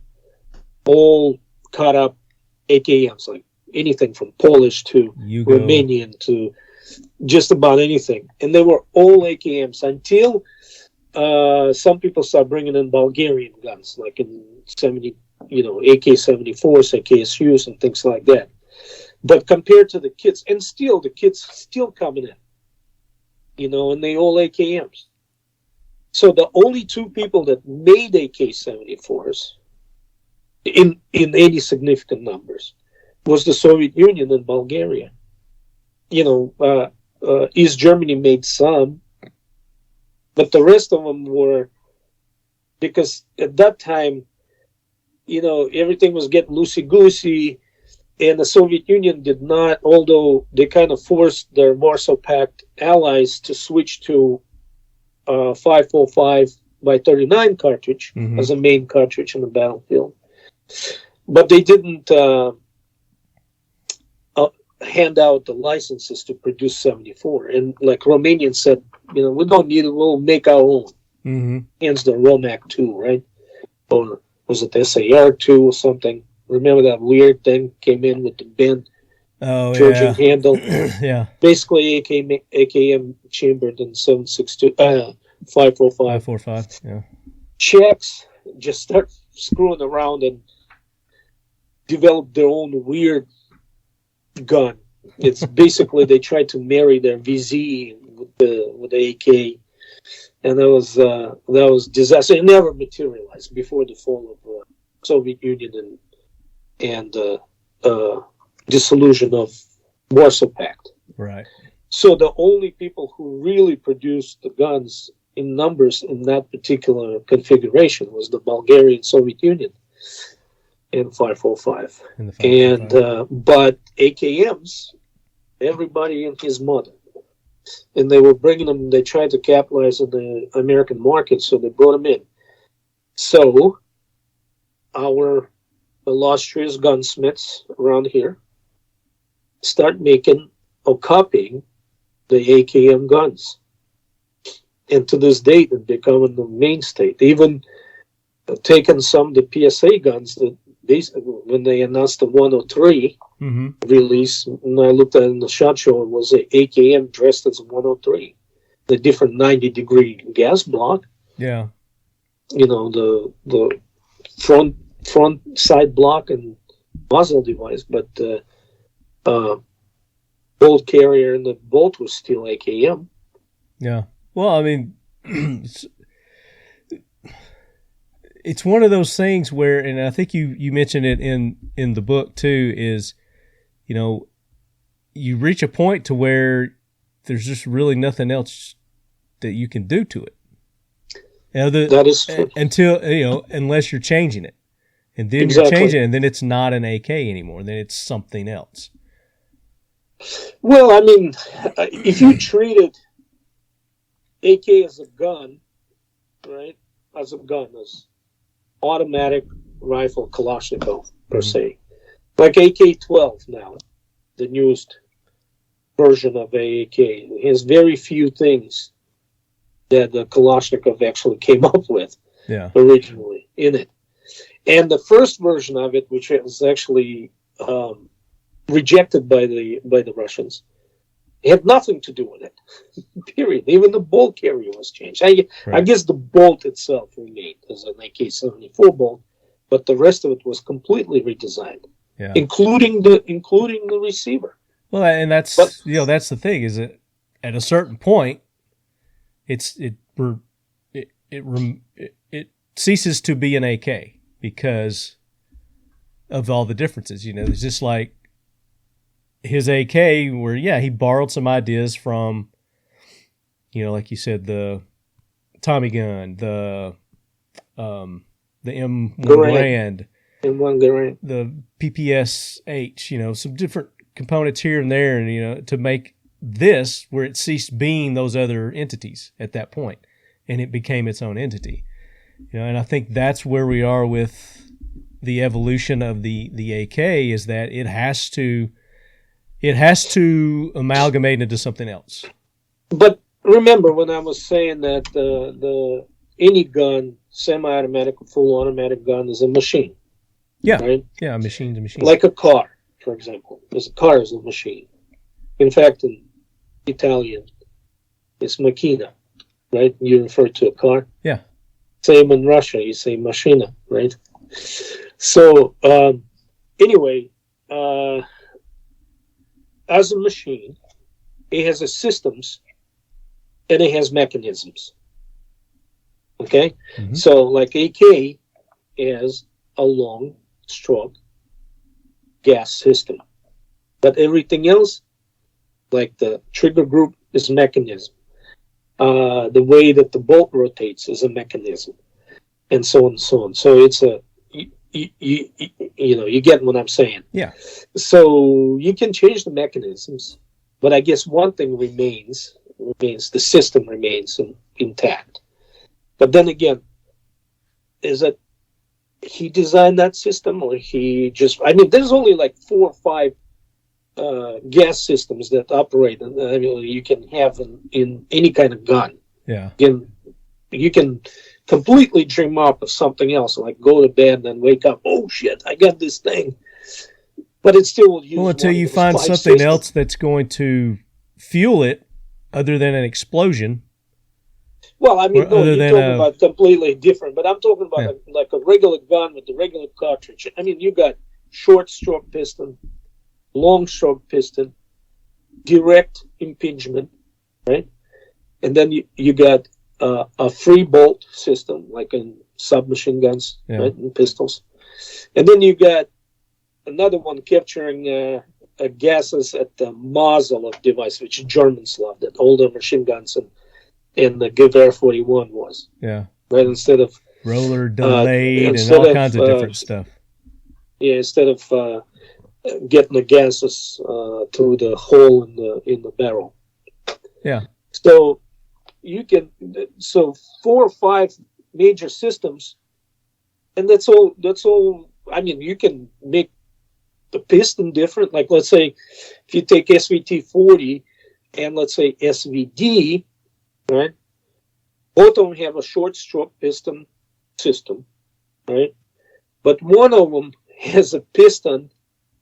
It has a cylinder that has fixed piston like an SVT, and the cylinder is moving around the piston like this. Yeah. Don't show it to you. That's what Marco's going to be doing tonight. He just showed us. SVD would have a fixed cylinder and the piston moving in the cylinder. You know what I mean? So, but in principle, it's the same system. Right, short stroke. Yeah. So at what point has the AK stopped becoming the AK? I think you can. Well, first of all, of course, people will tell you, "Oh, never happened." Still an AK, any way you flip flop it, and you can argue that still got the same receiver, same bolt carrier, same bolt, same trunnion. It's still an AK, kind of, right? Mm-hmm. But the biggest, I guess, the time when you can claim that it's no, or somebody would say that it's no longer AK, would be AK-12. Okay. So when the AK-12 came out, that's kind of the finding is like, yeah, well, it's really got too many other components in the works Kalashnikov didn't design. Right. But even utilizing. Then, though, if you look in my book, and when I talk about AK-12, and it's the first version of it, that was, that was a departure. But then, although as excited as I was about it, and I even built a gun to kind of mimic all the features and stuff in it. Yeah. And I think it's in the book too. And pretty much I mimicked everything on that gun, meaning I could charge the gun from left to right, either from the left. No, not that one. The one before that. Oh. One before that. The chapter before this? No, it could be chapter before. Let me see. So this is the chapter. No. The final, it says, right? But look at the chapter before that. Okay. So keep talking while I'm doing that. So anyway, and so I mimicked, they were saying, oh, now you can charge it from left or right. You can release the magazine with your trigger gun. You can operate your safety now with the thumb. So I kind of mimicked everything in the gun, and I just took it regular AK-74 and turned it into, with components. Is this it? There you go. Yeah, this is it right here. Okay. With the components that readily available in the U.S. market. I had the Zhukov stock from Magpul. Yeah. It's pretty similar. I had the top cover from this guy. It's called the Lynch Systems. Okay. It's actually a pretty cool product. He makes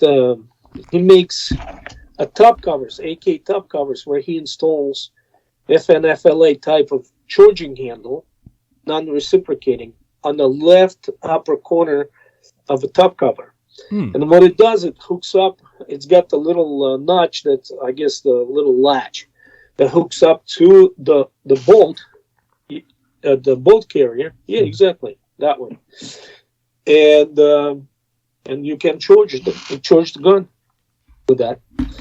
So and so and so and so. But it was. So did you get the specs from somebody on the AK-12? Is that how you were able to try to reproduce it?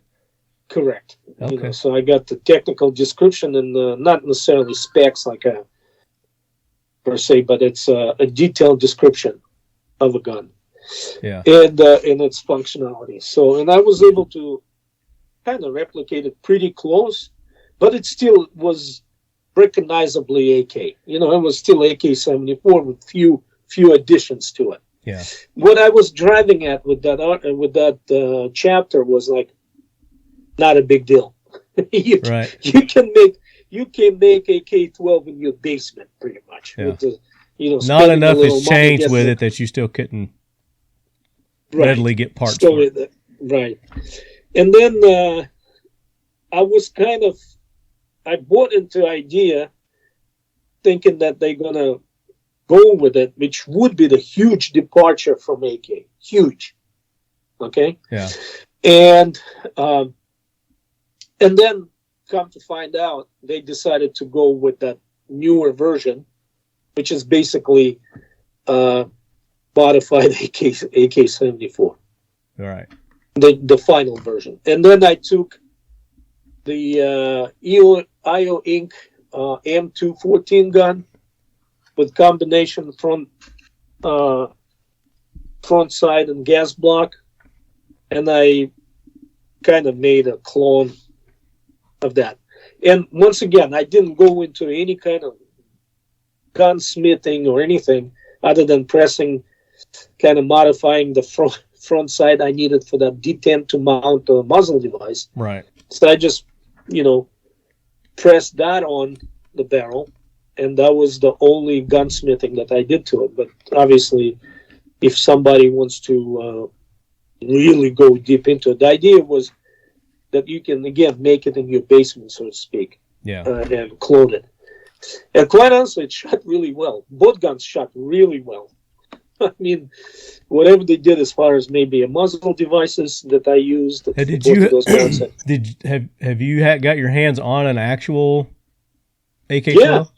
Yeah. Like there are a few floating around actually in our industry. There's some people that have them. Yeah. I've heard of some people that have those. So you wrote this book how many years ago? Was it? I think it was in 18, maybe. 2018. That's what I was thinking. 19. Yeah, I was thinking it's 2018. Is what I read there. And since writing this book, I mean, I know you continue to do your research and learn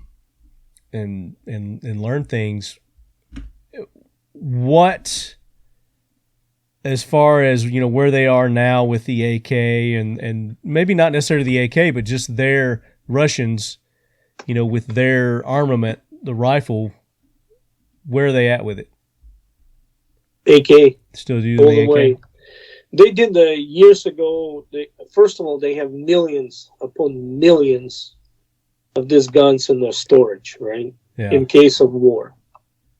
And now it's becoming a little bit more necessary than anybody in the world would like to see. Yeah, there's a little skirmish going on somewhere in Ukraine or something like that. Is that what I heard? AK is on the stage, right, in the center stage, in both cases. But I mean, there's development. So Russia always builds stuff for a purpose. They never just build it because they can, right? So as far as the specialty weapons are concerned, I mean, they got some awesome sniper rifles coming out. Well, actually out, and they're being used. Anything from a frontline sniper to like a mission-specific sniper rifles are just unbelievable. There's a new frontline, like replaced the SVD. Mm-hmm. Although the SVD is used extensively right now, and it's what replaced the SVD? So, what's that? What replaced the SVD? Well, it's probably not going to get replaced for the next 10, 15 years for sure. But there's one that's called SVCH, SVC. SVCH.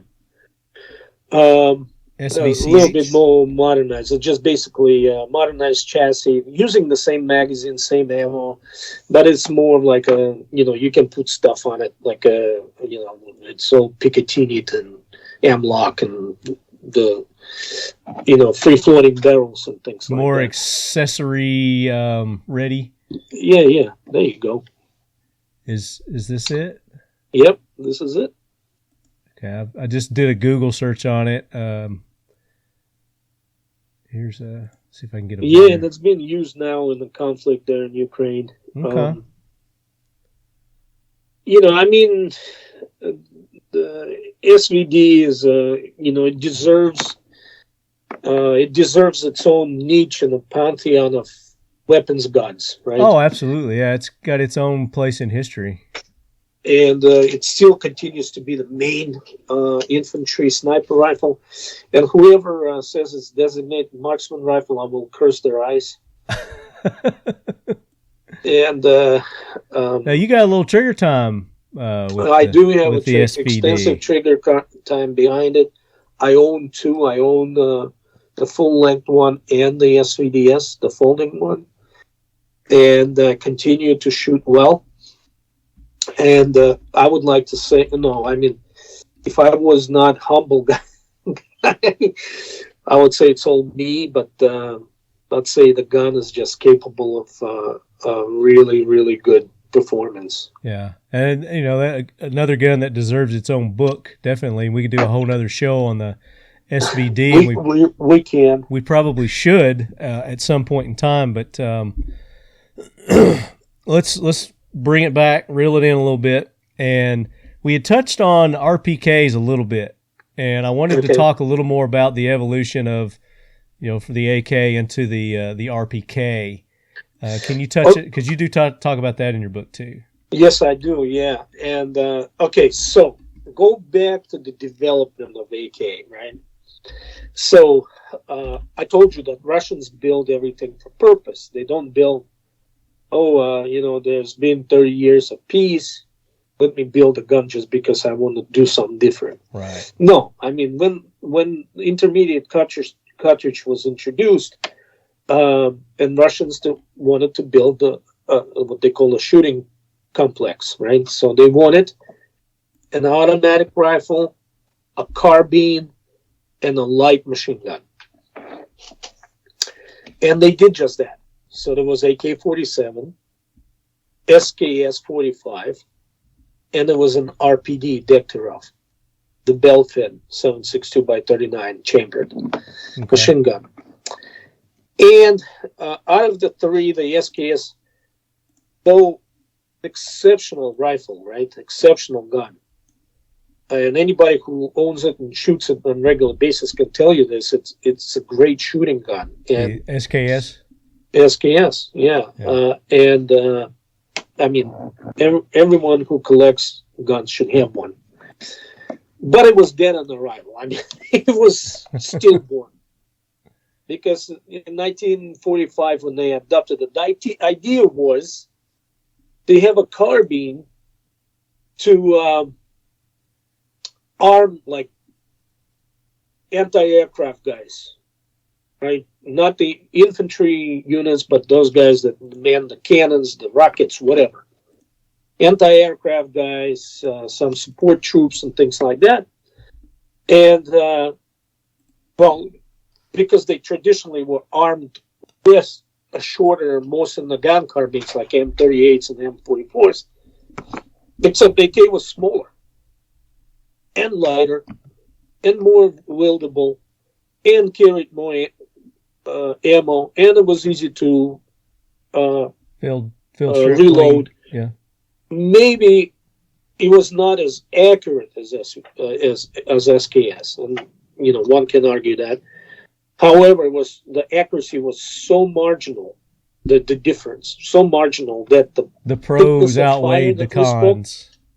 Right, but the thickness of fire that we talked about earlier, how many rounds you can put on target, it had unbelievable advantage versus the SKS. And so my father, serving in Sakhalin Island in the 50s, in the anti-aircraft missile battery. Originally, they were armed with the M44s, and he hated that freaking gun with passion, and he carried that hatred through the whole life. But he absolutely loved SKS. I mean, every time he would come and visit, I'll take him shooting, and he would not let it go. He would let him take it up to his room, and he'll sleep with it. I mean, he constantly would refer to it. That's a machine. That's a machine. And though deservingly so, it's a solidly built gun, reliable and everything, but it just doctrine changed, and no carbines needed anymore because the AK took care of that. Now that leaves us with the AK-47 and RPD, right? I was going to say on the SKS, when you're talking about the SKS, or when we were talking about, is it Fedorov? Is that his name? Simonov. No. The guy who designed SKS? The very first automatic rifle. Oh, yeah, Fedorov, The SKS reminds me a little bit of that design.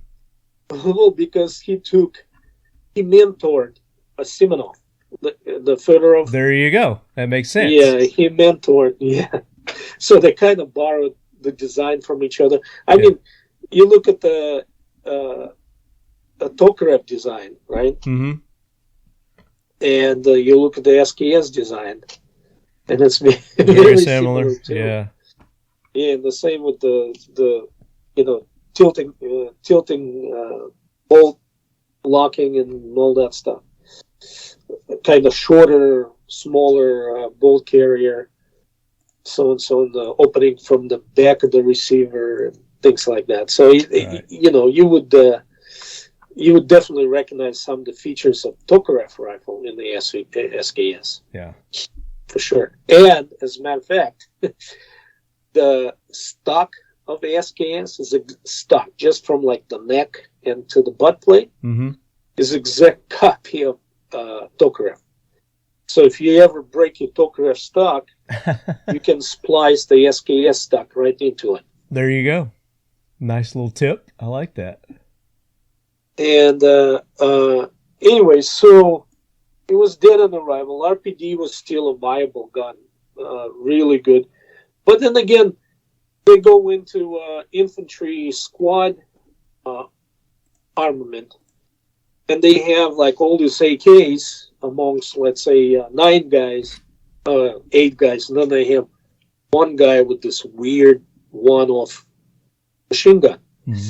And again, it was a complicated machine gun, and it was an unnecessarily complicated machine gun. So Kalashnikov came up with his design, which had thicker receiver, beefier trunnion, a longer and heavier barrel, and the bipod, which was, by the way, light bipod, just stamped, and ability in a larger magazine, an ability to accept the regular AK magazines, which is an interchangeability within the infantry squad is priceless. So he came up with an RPK design, and decision to replace RPD with RPK was almost like no-brainer. The only requirement was like, yeah, but RPD's got the 100-round belt in it, 250-round sections, and a big old drum. Okay, so they went back and they designed a 72-round drum. So here you go. But which not really kind of took off. They made a bunch of them, they used a bunch of them, but they preferred to use the 40-rounder magazines because they're easy to carry and they're easy to change in and out, load. Yeah. Quicker load time. So that's pretty much it. But the true potential of RPK, of course, was opened once they reached, I guess, once they switched to 505 round. Yeah, turned it into the RPK 74. Yeah. Yeah, and they're still using those today. To the fullest. And of course, my God, I mean, this guy's like, and I've written about it actually, that RPK is shit. You got to carry, if you're going to carry machine gun, you got to carry PKM. I mean, nobody takes away from the greatness of PKM machine gun. I think everybody should have at least 2, in their household. Yeah, if you can get them. But in true infantry kind of operation and stuff, when you, first of all, RPK is used as an AK, as a rifle. It's easy to wield, it's easy to carry, it weighs less, it takes the same magazines and stuff, so you don't have to be loaded with the the boxes upon boxes of PKM belts and stuff when you're honking it up to a mountain and stuff. Yeah. Yes, PKM's effectiveness of PKM fire is undoubtable, unquestionable. You just go in and you can pick the positions apart. RPK less, less effective that way. However, it's still a great gun for reaching and touching someone and applying precise pressure, precise fire where you need it at precise time. And if it runs out of ammunition, anyone can give it, can share the ammo. Throw a mag, yeah. RPK. Toss them a mag and they're ready to go. They're back in action. Right. So when they say, the Spetsnaz in Afghanistan would drop their RPKs and pick up PKMs, I love that freaking argument. I love the argument when somebody says, during World War II, the Russian soldiers didn't, and they hated SVT. They would just drop it and pick up Mosin Nagant. And I was like, okay, well, you obviously never served in the Soviet military, and you don't know that your military ID, you have a number of the gun that you were issued. And if you freaking drop it, right, you are in the world of shit. You'll be freaking... Better hope you're shot on the battlefield. Anything less than execution. Yeah. And in the battlefield, maybe in execution, you can't freaking drop a gun and pick up another one. And that would be stupid if you had an SVT. And if you were an SVT, knowing what you know now, and I don't know how many listeners own the Tokarev, there's nothing complicated about it. It's a modern rifle. It's the same as anything you pick up right now. Yeah. And if you were issued this gun, you'll be pressed to learn everything about it. And the SVT-40 is a capable gun, and nobody ever dropped it in the favor of Mosin Nagant gun. Yeah. Yeah, there's argument those. Yeah, Russian average recruit was fucking dumb, stupid. Only knew how to, make love to a pig. And,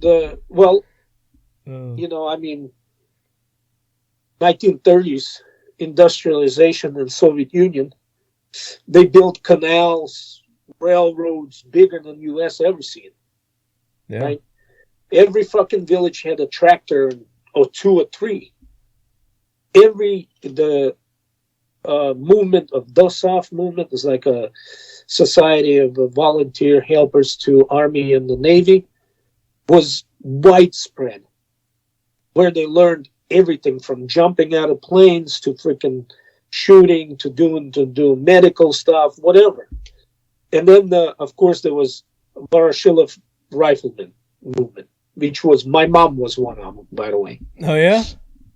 Yeah, so it was something to do for young people to go and learn shooting and compete. And they didn't shoot any 22s. Yeah. They shot at freaking big guns.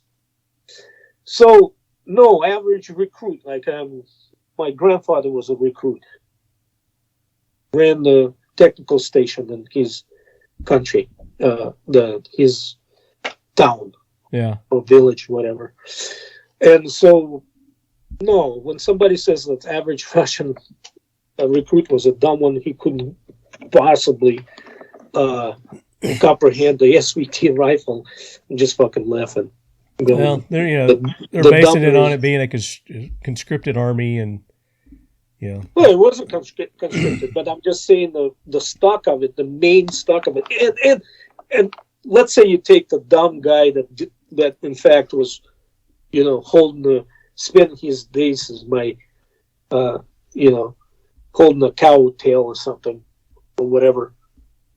There's nothing hard to comprehend. Within the week, he'll be a specialist freaking SVT gunner. Oh yeah, yeah. You know what I'm saying? So all these arguments and stuff is all bullshit.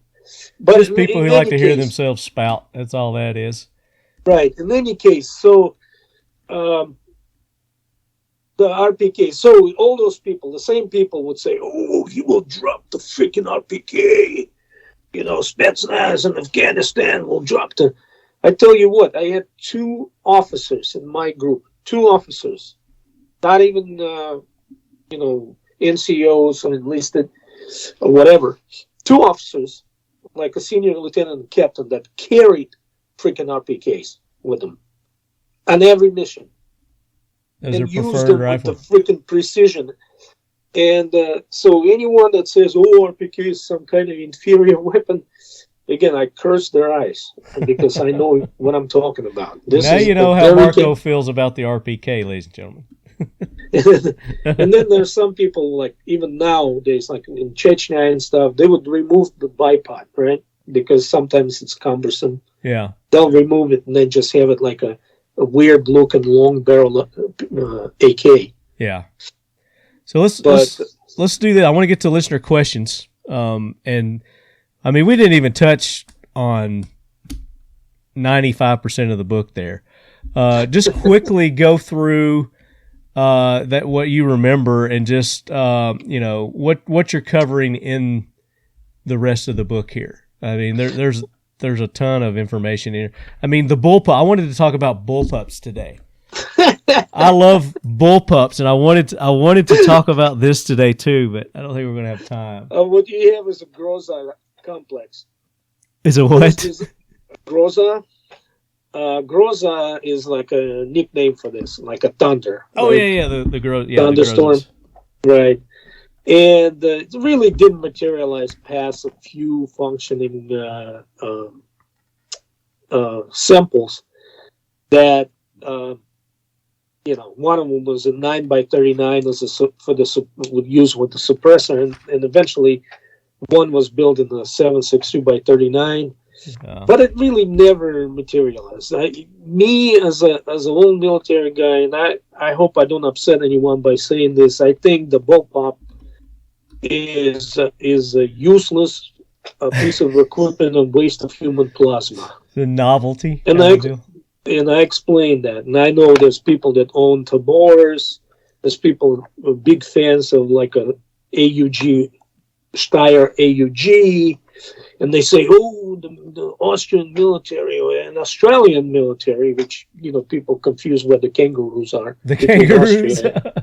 In Australia. I kid you not, in Vienna airport, in the kiosk there, when they were selling T-shirts and stuff, and I saw a T-shirt that says there are no kangaroos in Austria. But anyway, that's the only two countries that carry bullpups right now. Okay? And neither one of them won any wars. There you go. Or major, what would you say, major combat conflicts. I had a guest sent a bunch of people to Vietnam, but I had lost about 4,500 of them there. But they were all armed with the British the FAL version of British gun. I don't remember the name of it. I don't know. But you know what I'm talking about. Yeah. So anyway, but I like the bullpup. I like the idea. It's more of a novelty, like you said. But I do like bullpup. So I had this guest on a few episodes back, Neil, the combat accountant, and he's been going over to Ukraine and training some of the troops and assisting. And he ran across this bull. I'm going to show it to you here. He ran across this bullpup while he was there. Yeah, it's the Top War license copy. That one right Fort there. Something. You see it? Right. No, I don't. It's black screen right now, but I know what you're talking about. You're seeing a blank screen? I was trying to share my screen with you. All right, so here's nitty-gritty. AK-74 bullpup. Bullpup? Yeah. AK-74 bullpup? AK-74 bullpup. I wish you could see my screen. Somebody did it in their garage, I guarantee you. I mean, the attempts were made to make like a viable weapon out of bullpups. Brits did it with their L82A1 or some shit like that. And that's the worst fucking Did you get my piece screen of back? gunnery you ever heard. Is my screen back now? So, is the screen back now? Just me and you, I see the usual screen. Okay. So, here's my thought on it. So, the bullpup, right, where most of the weight of the gun is beyond the pistol grip, which is your major control hand that actually responsible for fire, right? And then you attach a 30-round magazine to it, right? And then you got extended elbow, which is not desirable as you extend your elbow, right? Yeah. And all that weight right here. And although you might have a front grip too, some way, so you're balancing all this stuff right here. And you do your Michigan marching band steps towards the target and you punch in holes, right? But then you come under mortar fire, right? And you have to make yourself small, right? And you have to lay down prone. Mm-hmm. And then you have to actually commence firing the gun because enemy infantry is advancing. How do you freaking replace and reload a magazine? I get it. It's not practical. Not And practical. then you say, well, I'm kind of slim guy and whatever. Then you start making excuses that are do bullshit and trying to justify you can do it. But then you put your freaking chest rig on, and underneath it you got your plate carrier and all kinds of, there's your backpack straps shit here. I get it. We get it. You made your point. You made your point. We get it. So as an infantry fighting weapon, bullpups layout and configuration does not have a right to exist, in my opinion. But I was wrong before, and I don't ever claim that I am the final, source of. I mean, it's just complete truth. It's just practicality and common sense on that one, as far as a combat rifle, definitely. I mean, all you gotta do is say the prone position, and that just negates a bullpup right there. I always I do that. Just prone position and just boom. But I still like them. Yeah, I mean, would I grab a bullpup? If the shit was hitting the fan, if it was the only thing around, yeah, I would. But otherwise, I'm going to be grabbing some of those. Yeah. So, and another thing is like that. The AK bullpup that you showed that I covered in the book, that Groza. Yeah, the Groza. It was done more like for anti-terrorist application, for like a Alpha Group or any of those internal ministry troops. Now with it was more of on the move. It's more like a police CQB, not prone shit. It wasn't designed for that. Yeah, right. I get that. I get it. So other chapters of significance that we might want to touch on before we get into listener questions. Yeah, it's not a particular chapter. It's more like a line that I laid through the whole book. Yeah, it wasn't just like a complete triumph of Kalashnikov, who just created this gun. And then at will decided to change it to AKM. And then at will he decided to change it to 74. And then at will he died, blah, blah, blah, and all that stuff. Yeah. No. I mean, humans by nature are lazy people. I mean, lazy creatures. Yeah. And, since he was already recognizing this and this, he probably wouldn't initiate any kind of change. Like his argument with that 6-degree stalking angle. However, he was constantly under attack. So there was always like new ambitious and young designers says, I have a better gun. And, given the credit to the Soviet military brass, they said, oh, okay, let's look at it. Let's compare it. And obviously Kalashnikov gets involved. And they, through testing and everything, they'll say, this guy has something. And he has something. So Kalashnikov would be forced into changing things. Right. So, however, his solution to newly introduced potential, was better. Or maybe worse, but only marginally, which would not require to retooling the whole freaking plant and rewriting all the billions of dollars in changes. Yeah. So he was constantly under attack. Several times. And I'm sure again, it's the government, and they're going to do what they want to do, and they're like, hey, if we're going to do this, if we'd like you, keep your name associated with it, kind of deal. So he's kind of I mean, just the conversation with him on 7.62 versus 5.05. He was of a thought that 7.62 by 39 was not fully developed to its full potential. And he was pushing towards doing that instead of adopting this new 5.05 cartridge. But at the same time, he was telling me how great of an AKSU gun was. and how they Yeah, my thing is about to die, although I have it still plugged in. Plug it in. I have it, but it's not charging because it's the one this iPhone charges. Anyway, and he was like, it's great, and we tested on the year-old hogs and stuff at 360 meters, and got to see the devastation, blah, blah, blah, blah. So I guess he was a man of many facets.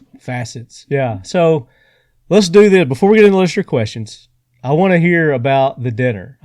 How did you get a meeting with Mikhail Kalashnikov? And this was, what year was this? 2001? 2001. It was happening on September 11th, which we learned about as the dinner was over and the driver was listening to, which was weird, Russian radio that was switching between ABC and NBC, switching between things, and then we couldn't believe it. We went to our hotel and turned on the TV, and we watched how towers collapsed. Oh, wow. So you were in Russia when 9/11 happened. Yeah, and you remember it was ground stopped, right? Yes. Zero. So they stopped all the planes and shit. You got to see the next day we spent on the phone, spend all kinds of time trying to see if we can get some kind of flight to maybe England somewhere or Sweden or something, and then take some kind of boat across or try to get back. Whatever. But it just so happens that my Delta flight that I originally booked was the first one out. So I was good. Oh, wow. And lucky. Mark Krebs and David Fortian, who were with me, they were flying an Aeroflot, and they had to rebook. But we basically left Moscow at about the same time. Wow. About 3 days later. That in and of itself is a story. It is. But so were you at his house when you heard the news? Kalashnikov's we house? we were already leaving. We're done with the dinner. We said our goodbyes. Oh. And the factory provided this minivan for us, so we loaded up, and the driver says, hey, there's like a planes hit the towers. Oh, wow. Skyscrapers. And since I lived in New York, and his occasional suicide guy would run his Cessna into some tall building in Europe. In New York. And I was like, some idiot. That's what I thought. When I first heard it, that's what I thought too. I was on my way into work. I was driving in Nashville traffic and listening to the Bob and Tom show. I remember this. I don't know if you ever heard of the Bob and Tom show. It's like a morning comedy hour deal, and they have them everywhere, I guess. It's like in New York it was Howard Stern, and then something Bob and something in Alabama. Yeah, well, it was a nationally syndicated one. So anyway, they were making the announcement on there, like, we got reports that a plane has hit one of the towers or a building at the time. It was like a plane's crashed into a building in New York. They didn't have the specifics yet. And that's what was running through my mind. It's like, somebody's had a, malfunction or ran out of gas or, whatever, and accident kind of deal. Because you hear about them happening occasionally, but never in New York nor New York City. But right. And then as the story grew and more, you get, it's like, and then everybody's on edge, like, are we under attack? And you can imagine what. But being out of country when this is happening, I can't, especially being in Russia where this is going on. So, the reception we got the next day when we met in the IZHMASH office, it was somber. They all relayed their condolences. They even did a moment of silence. When we got to Moscow from Izhevsk, we wanted to get to the embassy, and the embassy was literally swimming in the oceans of flowers, and people were leaving their pictures of themselves in front of that, from the visit to New York. Yeah. And one interesting moment happened. It's kind of like the Russian officer, I think he was like a lieutenant colonel, came up in his uniform, and he took his garrison cap on. He stood there with the head down, then he put the cap on, then saluted and turned and left. I mean, that was kind of like overwhelming show of support when that happened. Yeah. It was unbelievable. But in any case. So, yeah, I mean, fortunate that didn't happen before, so you actually got to go through your meeting with Mikhail. And yeah. So how did you get this set up? How did this all come about? How were you able to get a meeting with him? So I had my connections in there in the factory, like in the periphery of the factory. And David Fortier suggested that, or he basically told me that he wants to go there, and then Mark Krebs, who he was friends with at the time, also wanted to go to Russia and would love to go to Izhevsk. So I organized that part. And however, as we were organizing it, my contact was friends with the personal photographer of Kalashnikov. And that dude saw some kind of potential in Ryder, the gunsmith, and some budger coming over there trying to sell his pictures, I'm thinking. Things that were not published at the time. Right. And so he, through my contact, organized, well, not only that he organized the meeting with Kalashnikov, he also, when somebody is trying to get to Kalashnikov stuff, it's the town, that factory is basically, everybody knows everybody, and a factory kind of found out that the American delegation, to say that loosely, you yahoos, right, coming to the thing, and then they kind of took over organization for the actual official visit to the factory and demonstration of we fired the Bison, AN-94, Nikonov Abakan gun that was supposed to replace AK. That's recoilless gun. How'd that go? Obviously, you fire 2 rounds and it feels like a 1 round fired, but then it switches normal. But when they opened it up, lower and upper receiver, I looked at it and I said, this freaking thing will never, ever replace AK. It was full of freaking pulleys and cables and other shit. Looked like a Swiss watch. It was... but in any case, and then the SV-98, which is the sniper rifle that they're using now. Yeah. So that's all stuff that they were making at that factory. Is that what it was? Yeah, the IZHMASH. Yeah. Yeah, the IZHMASH. Yeah, and so anyway, and so we all of a sudden we just wanted to just meet them for like a picture opportunity, right? Just shake hands. Yeah.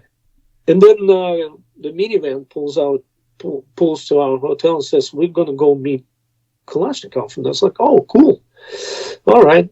And I had I'm a member of, well, I don't know if the organization still exists, but at the time it was like Kalashnikov Collectors Association. Oh, okay, cool. With John Connor, he sent me the letter to present it to him. And then somebody else gave me a K-bar knife, like some anniversary version of it. And Kalashnikov collected knives. Oh, okay. So to give it to him and stuff like that. So I literally, my expectations were 10, 15 minutes. Here's the gifts. Appreciate the stuff. Your rifle, it saved my life, blah, blah, blah. Shake hands. Can we take a picture type of deal? Pat on the back. See you later. Right. But then we get in the van and we're going to like the outskirts, and we're going like, where are we going? Oh, we're going to go to his summer home. And I was like, what? Yeah, for dinner. And I was like, oh, we didn't bring anything. Like, we didn't buy the dinner. We were going to host him, right? Oh, natural reaction. He says, no, everything is, don't worry about it. And here we walk in, and here he is. Oh, my gosh. Gigantic size of 5'5", maybe 5'6", the most. Right. in the house shoes, and See, like Hugh Hefner, do you have his smoking jacket on? And no, he had that like a members only type of thing, And, unbelievable. He was very receptive, very kind, or listened to us. And then when we sat down for dinner, and it's his girlfriend that was cooking the dinner, who was much younger than him. Not summer house. Not what you think, like in her maybe 50s. Yeah. And, or maybe 60s even, I don't know. But delicious food. And of course, the vodka came out, and that was Kalashnikov vodka. And, and then we sat at the table and we talked, and he told us all the stories. Everything that you heard on TV was actually said to us face to face, how he was at the, railroad depot, and all these women helped him to do this and this, all of that. And then, of course, we had our questions about certain things and the usual shit. And, no, what really, usual shit? Don't skip the mundane. That's the fun stuff. Don't skip the... No, I mean, we were talking about how, about the difference between AKs and, AKMs and 74s. We touched the stock thing. You punched a nerve there, didn't you? Not really. I mean, I was, first of all, who am I to argue? Now, were you speaking Russian or were you speaking English? Well, I spoke Russian, obviously, to him, and I translated for Mark and for David. Okay. So he David had more questions than anybody. I can imagine. I can imagine. So what's something during your meeting with him that you found out that you were like, oh, I never knew that, or just really caught you off guard kind of deal? Nothing of his background or history that I didn't know, and all of a sudden some revelation came. Or he was already removed so far from development or further development of the guns that I probably wasn't a level at that point with him as far as knowing the gun and how it operates and all that. But what was really surprising is how open and how receptive he was to us being there and having just conversations, about families, some things, and about where you're from, and that kind of stuff. And I mean, he asked, just basic conversation like you would have with friendly person sitting right next to you while you trying to shove delicious food into your cake hole. What kind of food did you have? No, I'm just that how human I guess he was, or that was the big. He's not just a nationally known. World known, yeah. World around. I mean, if I pull just about, he's one of the most famous. 60% of Americans would probably know who he is or know AK and stuff. You tell them I met Kalashnikov, they say who? They say the guy that invented the AK. Oh, really? Oh, that guy. Yeah. So and so he's real humble kind of guy. No very airs humble, about him. No, nothing. And he was a lieutenant general at the time. Hero Soviet Union and hero socialist labor, or whatever, like equivalent of Congressional Medal of Honor and then the Presidential Medal of Freedom, both. So he was all that, and me being, I was in the military, old guy, so I realized I'm talking to a general. So this is something in the back of my mind, talking to a general here. But more so, just a normal. Wow, man! I mean, that's just got to be in the presence of an icon like that, and especially not expecting it like you got. I mean, you're just completely caught off guard. It's like, oh shit, we're gonna sit down to dinner with this guy. We're going to his house. Holy cow! I mean, that just had to have been petrifying. Yeah, and then I mean, it's his household who cooked the dinner for us, and that was even more surprising.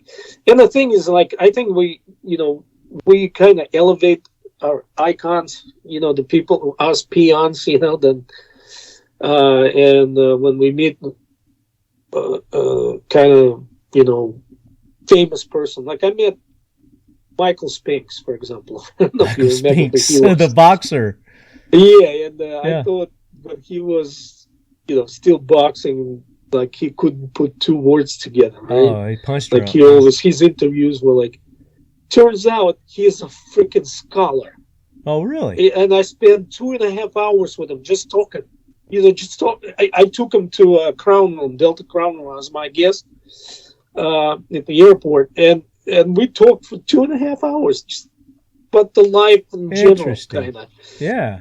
Touched on some of the boxes. His analysis was like spot on, and he was very eloquent the way he spoke, and I really enjoyed. I wouldn't have thought that. Yeah, I just figured he was some. So we often maybe mistake that fame and stardom in some of the people, but in reality, they're just people, just humble, kind. Yeah. People. So how much vodka? That was a surprise. How much vodka did y'all drink? So there was, let's see, him, me, David, Mark is not a heavy drinker, and that major guy that was still wearing uniform. Yeah. And I think we put away about 2.5 bottles. Okay, well, that's not a whole lot. That's not bad. That's not the night before. The night before. The night before, it's entirely different book in Moscow. I mean, let's put it this way: I had to use my Sambo that night. But anyway, but yeah. So you saw the nightlife of Moscow, huh? Oh my God, it was and yet somehow it was like normal. So, somehow it was perceived as a normal thing. Yeah.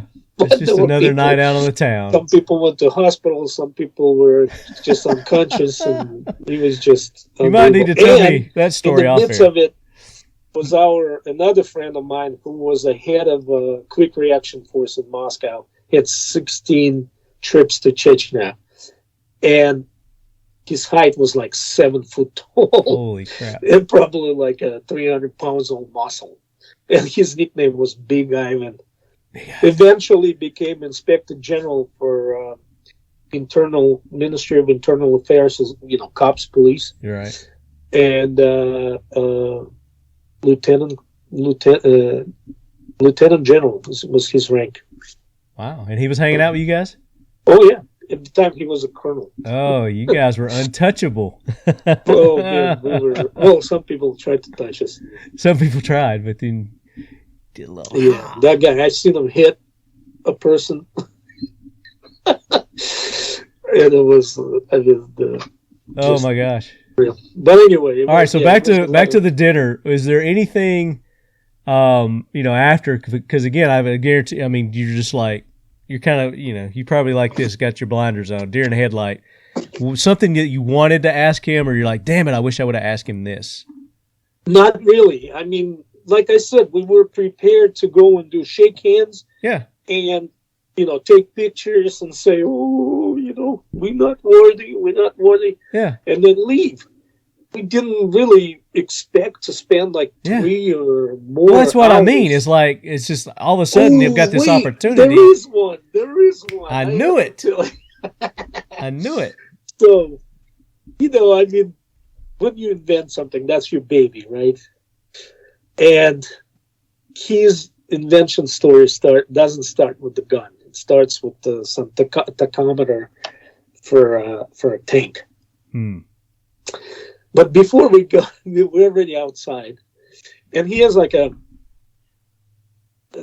off a back porch. You come down, and he's got like a little orchard / garden, small, and then he's got some like sheds build up, like nice sheds on the side of them towards the back.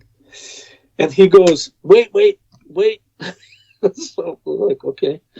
And he goes to a shed and he brings out a lawnmower that he invented, which was like it's almost like a cultivator or tiller handles, then one big motor on the top, and there's some kind of like a string type of like a weed whacker type of arrangement.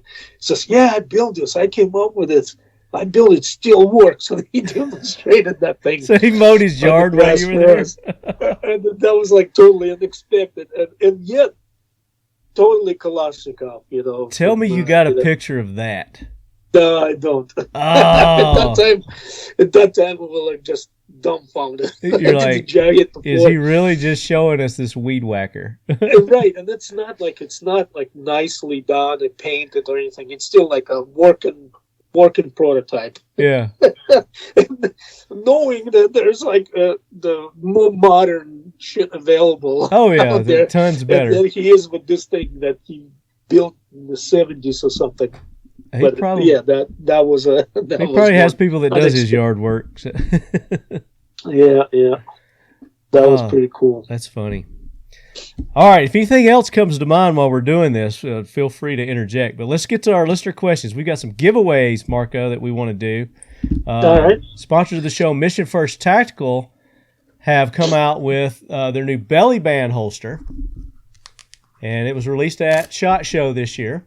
And we talked about it, had them on the show, talking about the breathable material, the extraordinary space, so you've got room for your gun, extra mags, knives, flashlights, and it's got these nice administrative pockets that you can zip and unzip on both sides, so you can put your skull in there if you want to. You can put a little money. You can put your weed in it. You put your weed, your gummies. Remember that from Rob Schneider from Saturday Night Live years back? Yeah. So the Mission First Tactical Belly Band, we're going to give away one of these to one of our participants. And then you gotta make a little disclaimer: the gun does not come with it or any of those accessories. Oh no, none of my stuff comes with that. It's for your stuff to put in there. And then our good friends and sponsors of the show, Seal One, we're going to give away one of their awesome gun cleaning kits. It's actually going to probably be this one that we give away, the bigger one that's got all their cleaning products in there. Great to prevent corrosion of your firearms, your knives, anything. You could put it on just about anything, and it works great. And it's bio-friendly also, so you don't have to worry about growing a third ear or anything by using this stuff. Completely safe. And it smells good too, Marco, by the way. I like dabbing a little bit on before I go out on my Tinder dates. And here I was using gun oil. Damn it, that's why I could never using Ballistol, weren't you? Ballistol. Or creosote when I worked at the railroad. Oh, yeah, there you go. That would scare him. Use that grease. All right, let's go to Instagram. Let's go to the post. Trying to get there. I got too many things open here.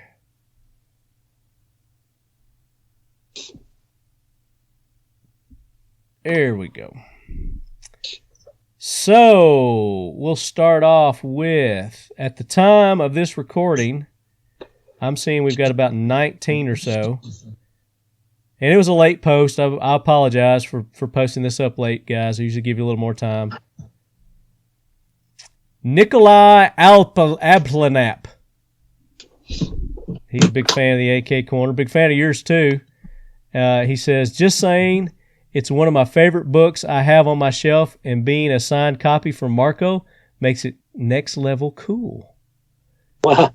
Thank you. Look at he got a signed copy. How do you get a signed copy, Marco?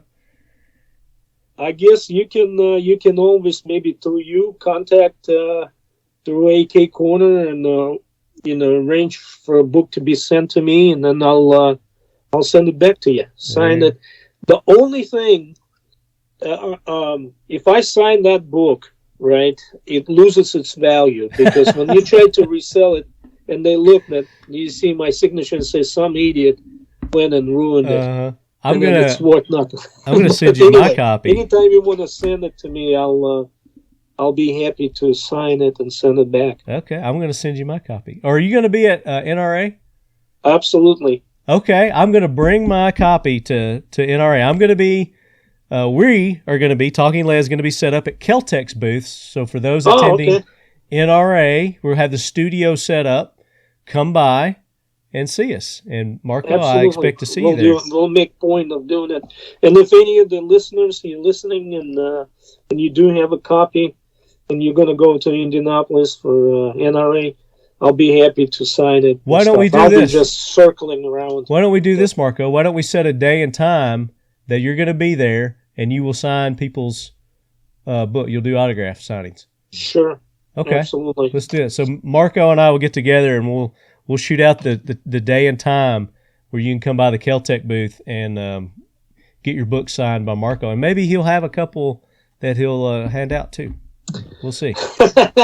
Unfortunately, I don't have any. You don't have any more? No. And, I looked on Amazon and they had Caribou Media. They said there's only one left in stock on Amazon as of today. They always do that. For years they've been doing it. Only 3 left, or only 13 Hurry left. up. And okay. then the next week it goes on sale. Now I didn't know that. But I did find one on eBay that was 101 starting bid. Wow. So, there you go. Go on to those books. It must be signed. All right. Brett Badal says, what is your opinion of the newer 100 series AKs? Are they improved over the original designs? So we kind of talked about the 12s a little bit. Yeah, it's basically so 100 series AKs. It's I guess I'm going to have to let's see. All right, so we talked about AKM platform versus the AK-74 platform, and where's the AKM platform and arguably, it's popular, but it's kind of reached its ceiling as far as development is concerned, and AK-74 has not. And if there's any further development of AK, it's always going to be 74 platform. And the AK-100 series is basically a multi-caliber 74 platform. 103 and 7.62 and 101 in 5.56. So I'm all for it. It's the modern version of AK that has a potential to be modified and modernized and modularized. So yeah, I'm a big fan. I own several, full auto machine guns as well as carbines. There you go. Flood Munitions, our good buddy Evan. Evan's going to be at NRA too, Leadheads. He's going to be my cameraman again, taking care of us. So be looking for Evan. He says, or he asks, do you consider the AK pattern rifle that fires the 5.56 by 4.5 a true AK, or is it just another imposter? I'll be in the market for your book. Well, you better hurry. There's only one left on Amazon. So anyway, all kidding aside, no, it's still AK. Like we touched on the subject of operating system and mechanisms that deployed. It's like saying is AR the 300 blackout AR or like a 6.5 Grendel caliber AR. does it's not still make AR. The rifle. Yeah, it's absolutely is. It's just different caliber. It would also be. In 1974, when they went away from 7.62 AKMs to AK-74s, is it still AK? Yeah, it is. Yeah. Just different caliber. And as a matter of fact, it's not bad. The AK and 5.56, it's not bad. Yeah. You hear that, Aura? That's Nikolai Alplanap. He hates 5.45. Or not 5.4, but 5.56. Sorry, 5.56. He hates 5.56. Well, I mean, yeah, because he probably knows, like, few of us that know that 5.45 is the shit. Yeah, it's the caliber. So kudos. I don't have a 5.45 yet. I need to get a 5.45. That's it my will next. Change your life if you're ready for the change. then get it. Yeah. I mean, I've shot several of them. I just haven't found one that I really want to own yet, but I do want one. So that's going to be like that's on my next, when I get around to it, I'm going to get one. Glautru, Marco, what is your favorite optic to run on the 7.62x39 AKs? Okay. And then we'll talk about your 5.45. Right. So people who's been listening to me and maybe reading stuff would know that I'm a big armament technology Elcon Spectre DR. See, that hasn't changed because you said that on our very first episode that we did with you. The Elcon. Yes, and it still is, and I have them. So, for all practical purposes, right? When you're talking about using an optics on a fighting carbine, just because on dynamic battlefield it changes from 0 to, let's say, to maybe a 600 meters, and that flippable ability to flip between a true one and 4 is great. But like I said, 400, legitimate engagement where you can actually hit something lies to a 400 maybe meters, slightly past that, then you would probably want it like more of like a sniper type of employee, sniper like tactics per se, to take something out at that distance. And it just so happens that the BDC that built into the Elcon DR that's actually has a radical 5.56 radical lends itself pretty well within, and then we're talking a battlefield, 1 or 2 inches don't really mean much. You're not shooting into left eye or right. You shouldn't center mass, and deviation of 1 to 2 inches at the distances of 400 don't really mean much. So it lends itself really well with 5.45. And then their version of 7.62, which obviously refers to 7.62 NATO, 308, or close to 308. Yeah. It works really well with the 7.62x39 to up to about 300 to 400 meters. And again, the deviation there, 1 to 2, maybe 3 inches if you aiming at shooting at the center mass or even the head size target. Yeah. Not going to change the outcome. So,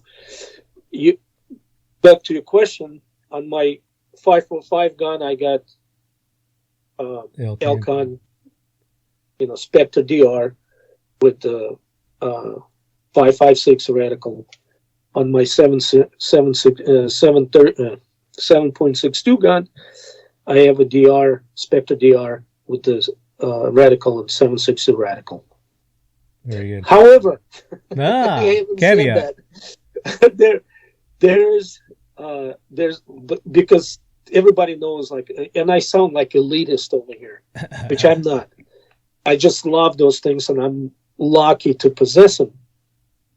But they $2,300, I think, retail, just crazy.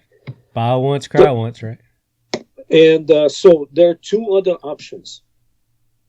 One is primary arms. I was going to say, yeah, I've got or a fixed 4, 7.62x39 designated. Yeah. You got optic. And then the other one is my personal favorite, is Hilux CMR 124 AK 7.62 model. That one is a 124 lighted radical. It's a 30 millimeter tube. It has, if you look at it, it has makings of or signage of $1,000 scope. Yeah. But in reality, it's like a $300 scope. Oh, and nice. it's been tested. I have a copy. I have the first prototype, and I have a production copy version, and both of them good to go. Nice. Awesome, great glass, worked great. Also like the LPVO from Primary Arms that they have with the ACCS 7.62 reticle. Mm. I like that but one too. See that the Hilux thing, mm-hmm. I actually took part in the design of that reticle, and when you look at it and your horizontal or your windage scale, all the way to the right, it's got series of crosses. It looks like almost like 3 crosses in Golgotha. You're right, but it's a series of crosses, and Father, the crosses Son, and represent upper part of the cross is the head, the crossbar is the width of the shoulder, and the rest of the cross is the body of an average 5'10" person. At 100. And if you can lay over that cross over a human silhouette, it will tell you how far it's a rangefinder. Nice. And do you get a little cut of every one of those that's sold? No, absolutely not. Oh, okay. Well, go buy Primary Arms then. Just kidding. Check it out. I need to check that one out. The Hilux. Okay. Great optics. It's a older Leatherwood. If anybody knows from way back in olden days, Leatherwood optics. He was a sniper in Vietnam, and the equipment he was issued, Leatherwood, I forgot his first name. He asked his father to send him his deer rifle, and because the optics that at that time U.S. was issuing was not really good, so he came back from Vietnam and he opened up his own optic company in California. But few years back, and I'm talking about more like 20-something years back, decades. Chinese company bought them out, and it's called Hilux Leatherwood. And the person, I know Mr. Wu personally, okay, the president of the company. I know his son, who's in charge, Christopher, in charge of his marketing and sales. And they not typical Chinese company, okay, the way they operate. He is into innovation, all the best stuff. He went and acquired German glass and manufacturing machines and stuff. It just, you would know. I mean, you would see once you see it. I'm gonna Google them and find them here when we get off. All right, next question. John Adams III. Oh, and we kind of talked about this already. It's just, how does the 5.45 compare ballistically to the 7.62 against donkey caravans? So, haha. It's more accuracy out of the 5.45. Yeah, it's more accuracy, and you can reach out further, but you got to also realize that it's basic physics, right? So transfer of energy. If projectile weighs more, obviously it would transfer more energy on the impact, but it just doesn't carry that energy further. So you might, you take down a donkey with the 5.45, and there's no problem. That's been done. Get the obstacles out of the way to shoot the people. But the thing is, you got to also realize that it's not like you're not trying to snipe anyone. I mean, you're firing short bursts, ta-ta-ta-ta-ta-ta, and it's the 5.45 would carry further and will impact on a large body like donkey, probably with more precision and more probability. Mustang Perry says, I'm going to have to get me a copy of this. Go to Amazon. There's only one left. First come, first serve. And bring it to NRA, and we'll get Marcos to come by the Keltec booth and sign it, if Marco would be so inclined. Absolutely, I will do it. Ryan, Pacific Northwesterner, question for Marco. What is your white whale rifle and why? White whale, I guess, like the one you're after that's hard. It's hard to get. There is one. Okay. There is one, and I'm working on getting it. And most likely, probably within 2 years, I'll have it. And not only I'll have it, everybody who wants it will have it. but I'm working on it. And this is obviously the VSS Vinteres rifle. And because of my licensing, I can turn it into a real thing, meaning that it will go ratata, and it will have the internal suppressor on it. Nice. But yeah, so that's the gun I'm after. Another one possibly is Stechkin pistol, but that one has more sentimental value to me than anything else. Which more one? Of the Stechkin APS. Oh, okay. Automatic pistol. Yeah, is that one that you had in service? Yeah, I carried it as a personal defense weapon. I never fired it in anger, but it was absolute queen at the range. Everybody wanted to shoot it. But yeah, VSS Vinteres in 9x39. I already have a magazine. Look at there, starting at the bottom and working your way up. With 9x39 ammo loaded. There you go. Just waiting on it. Right, but before that, and that's a success story. So I had several white whales going through life, I guess, acquiring weapons. Obviously, one was the SVDS, and it took me about 4 years to acquire that. Then PKM, and I have both in semi-auto and full auto now. And it was a lot harder to get semi-auto. It took me about 6 years to get it. Ooh. From the time I set on that journey. And the last but not least, and one of my last ones that recent ones that I acquired was Ulfbert. And that's Alexander Arms 338 Lapua precision rifle. Right. That is semi-automatic. And the recoil's like 308. Nice. That'll reach out too, won't it? Oh, it sure will. All right. So I hope that answers your question. Oh, yeah. I started drilling a little bit. I don't know if you noticed. I would like to have all of those. Hey, Marco, this is from Ryan Reisner. I loved your book. It was excellent. Do you consider yourself more of a purist or more of a tactical modern AK guy? Do your boys like the AK as much as you do? I let my son pull the trigger on mine when he was 2, and he got a kick out of it and finished out the magazine. Okay, great question, Ryan. Thank you very much for appreciating the book. Bring it to NRA; he'll sign it. Yep. All right, so it's kind of like a Janus, not Janus, maybe yin and yang with the purist and tactical thing. I'm both. Can I be both? Yeah, absolutely. I am both. I have a collection of just the straight up guns, and then at the same time I have tactical AKs of all kinds. Yeah. So I am. I guess I'm both. Can I be both? I'm both. I don't see why you can't. I swing both ways, Marco. Yeah, there you go. That's what I'm by AK, I guess. I'm by AK. I like that. Chambered defense. Can't wait to listen or watch this one. Oh, okay. Hang on. I forgot the second part of Ryan's question. Oh, I'm sorry. Do your kids like the AK?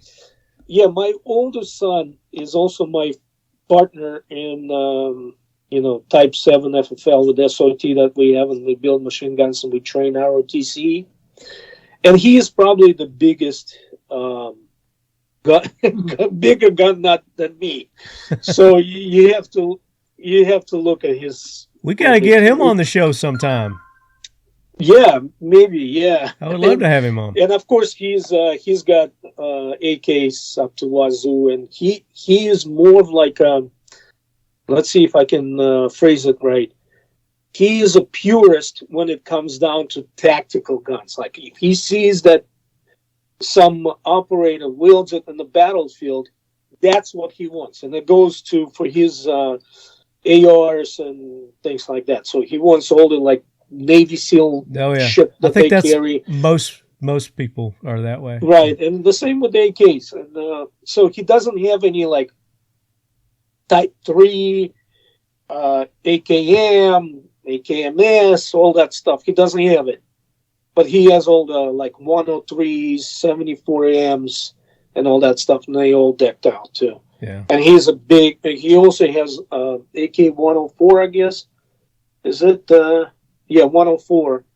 The shorty SBR, and it's all decked out in Zenitko stuff. And yeah, he is tactical purist. He's tactical purist. I got you. Right. I like both because I do like the original, the pure, just straight AK, just because I like the looks of them. I just art. Yeah. I admire the beauty of a good classic AK. But then again, functionality and use wise, if I'm going to battle with one, I'm gonna tack that shit out. Yeah, it's all about functionality and also knowing your gun. And what I mean by that is, like, especially like when people take courses, let's say, like carbine courses, and they show up with a brand new freaking gun, and then, something falls off of it because he didn't insert it right, or it doesn't do this, it doesn't do that. He becomes that guy that slows everybody down. Yeah. So you got to train with your gun. You got to know your gun. Any accessory you put on it, you better train with it, so you know how to use it, that kind of stuff. So, anyway, for my 2 cents. Chamber of Defense says, can't wait to listen or watch this one, and you can do both because we record them now. We record the video and post it on YouTube, but it's sometime after the podcast, so usually about a week later you can get the video. Esom87, Marco, what are your thoughts on the Yugo pattern AK?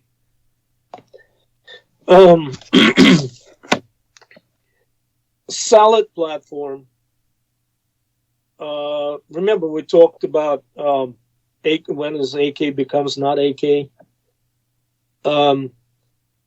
Solid platform, and all the credit for developing that solid platform that Yugo guns goes to Serbians or Yugoslavians per se, and not necessarily to Soviet Union or Kalashnikov himself, because at the time when the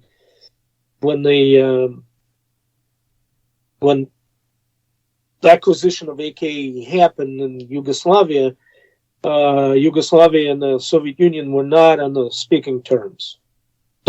Both socialist countries and stuff, and reading from the same manual, but they were not friends. And so Yugoslavia was never a Warsaw Pact country, and therefore Russia never gave them a license. I mean, they stopped it after they gave them SKS license. They never gave them the AK license. Yeah. And how they acquired the AKs was when 2 Albanians, border guards, escaped or defected with their guns to Yugoslavia. And when they got the guns, they looked at it and they immediately sent it to Zastava factory to, research it and see. Try to reverse engineer it. Right, but 2 guns is not enough, so they went on and they said we need to get more. So the Yugoslavians bought like 2,200 guns from some a Soviet-friendly country in Africa. And then they started their own production. And when they started, oftentimes, when you start looking at the gun, and it's obviously AK, but it's so much different. Well, you got to look at the manufacturing capabilities of the country at the time of the factory makes them, and also their creativity, I guess, their creative thought. Like maybe, this we should do a bit because that's different because it's going to be better. Like, let's do a thicker receiver, or let's do this and this. Or they just didn't know how to measure. So it's a solid platform. I don't know, just because the way it's built, obviously it's the accessories or parts are non-compatible. I don't know if it ever will turn into something that you can like tactical it to a modern standard. But like I said, it's a good solid gun. It is what it is. It is, yeah, it is what it is. It's a good gun. Maybe It definitely has roots in Kalashnikov, but it's its own variety, I guess. So apparently Esom also has your book. He said, this is a great read. Anyone who loves the AK needs to read it. Hell, anyone who's just curious about the AK should read it. I concur. And you better hurry because there's only one left on Amazon. First come, first serve. And bring them to NRA. We'll get Marco to sign them. Bailey Mueller 80, with the Serbs creating their M17 and a 6.5 Grendel chambering, do you think we'll see AKs chambered in non-traditional rounds more widespread, or will 7.62, 5.45, 5.56 always reign supreme? Okay, so Molot, right, that maker of Vepers, actually brought in, or one of the importers that dealt with them, they brought in 6.5 Grendel. They made 6.5 Grendel gun at the time. I think somebody's working on like 300 Blackout, and I'm like, why? Somebody's doing a 50. You can suppress the 7.62 by 39 just as good, and you would still have that oomph behind it rather than castrated 300 Blackout round. And I think people, there's gunsmiths that play with the platforms and would probably have some other calibers, integrated into AK platform.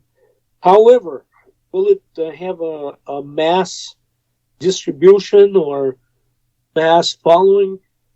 I seriously doubt it. And the reason for that is because of the availability of ammunition and the cost of it. Yeah. And I think the popularity, the barrels, right?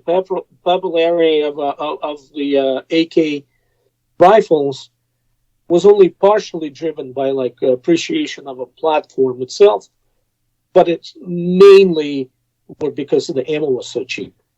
Or accessible. Accessibility of the ammunition. With the dumbassery that's going on in Ukraine and all these sanctions and shit, maybe in a few years we'll see that the main AK rifle sold would be in 5.56, or maybe some other caliber, but not at the moment though. Well, do you think that ammo manufacturers are going to try to fill the void of the 7.62 by 39 and start manufacturing more of the 7.62 by 39? They do now, but I think it's going to be the bulk of it would be left on Bulgarians, Romanians, and Serbs, possibly some Bosnians. Get it imported from. So it's still going to be imported ammo, mostly Czech ammo, Seller Balot, PPU Serbs.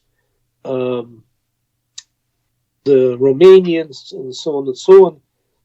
And most likely Turkey will join the fray, but we'll see. But local manufacturers, they do now, but the problem is there will be a cost. I mean, the reason why PPU is so popular, it's the shittiest ammo you can put in your gun. But because it's brass case and everybody thinks like they think in the way of a grackle.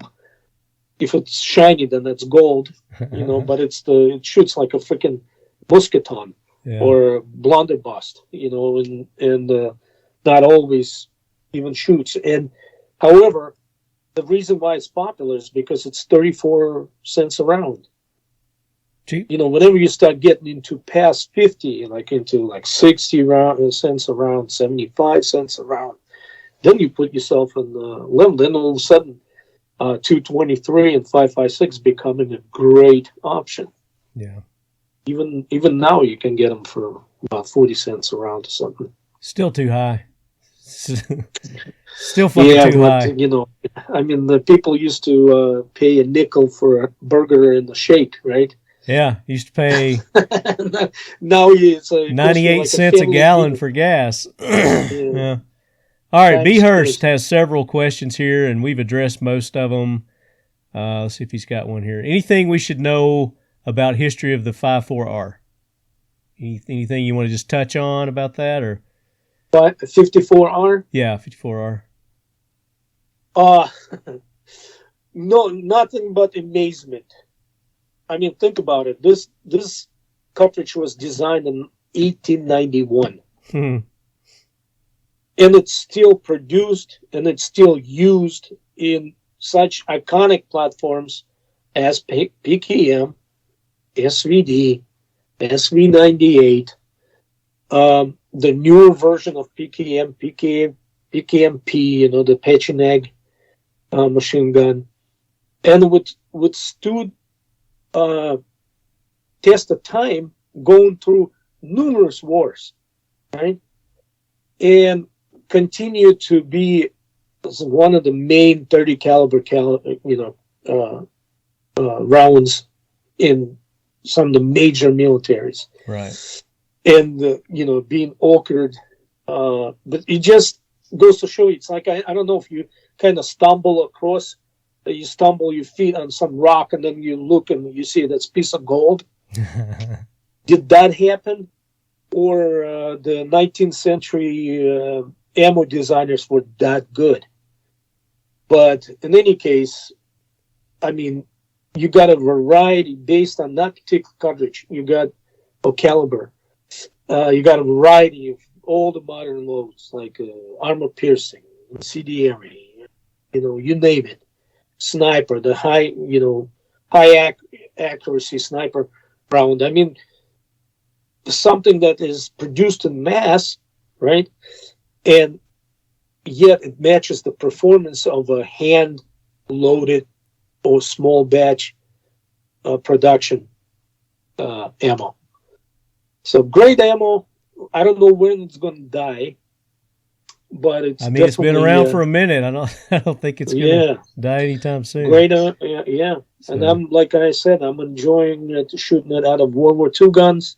Yeah. And I enjoy shooting it out of somewhat modern guns. Yeah. Boba 1776. I think this is probably going to be our last one here.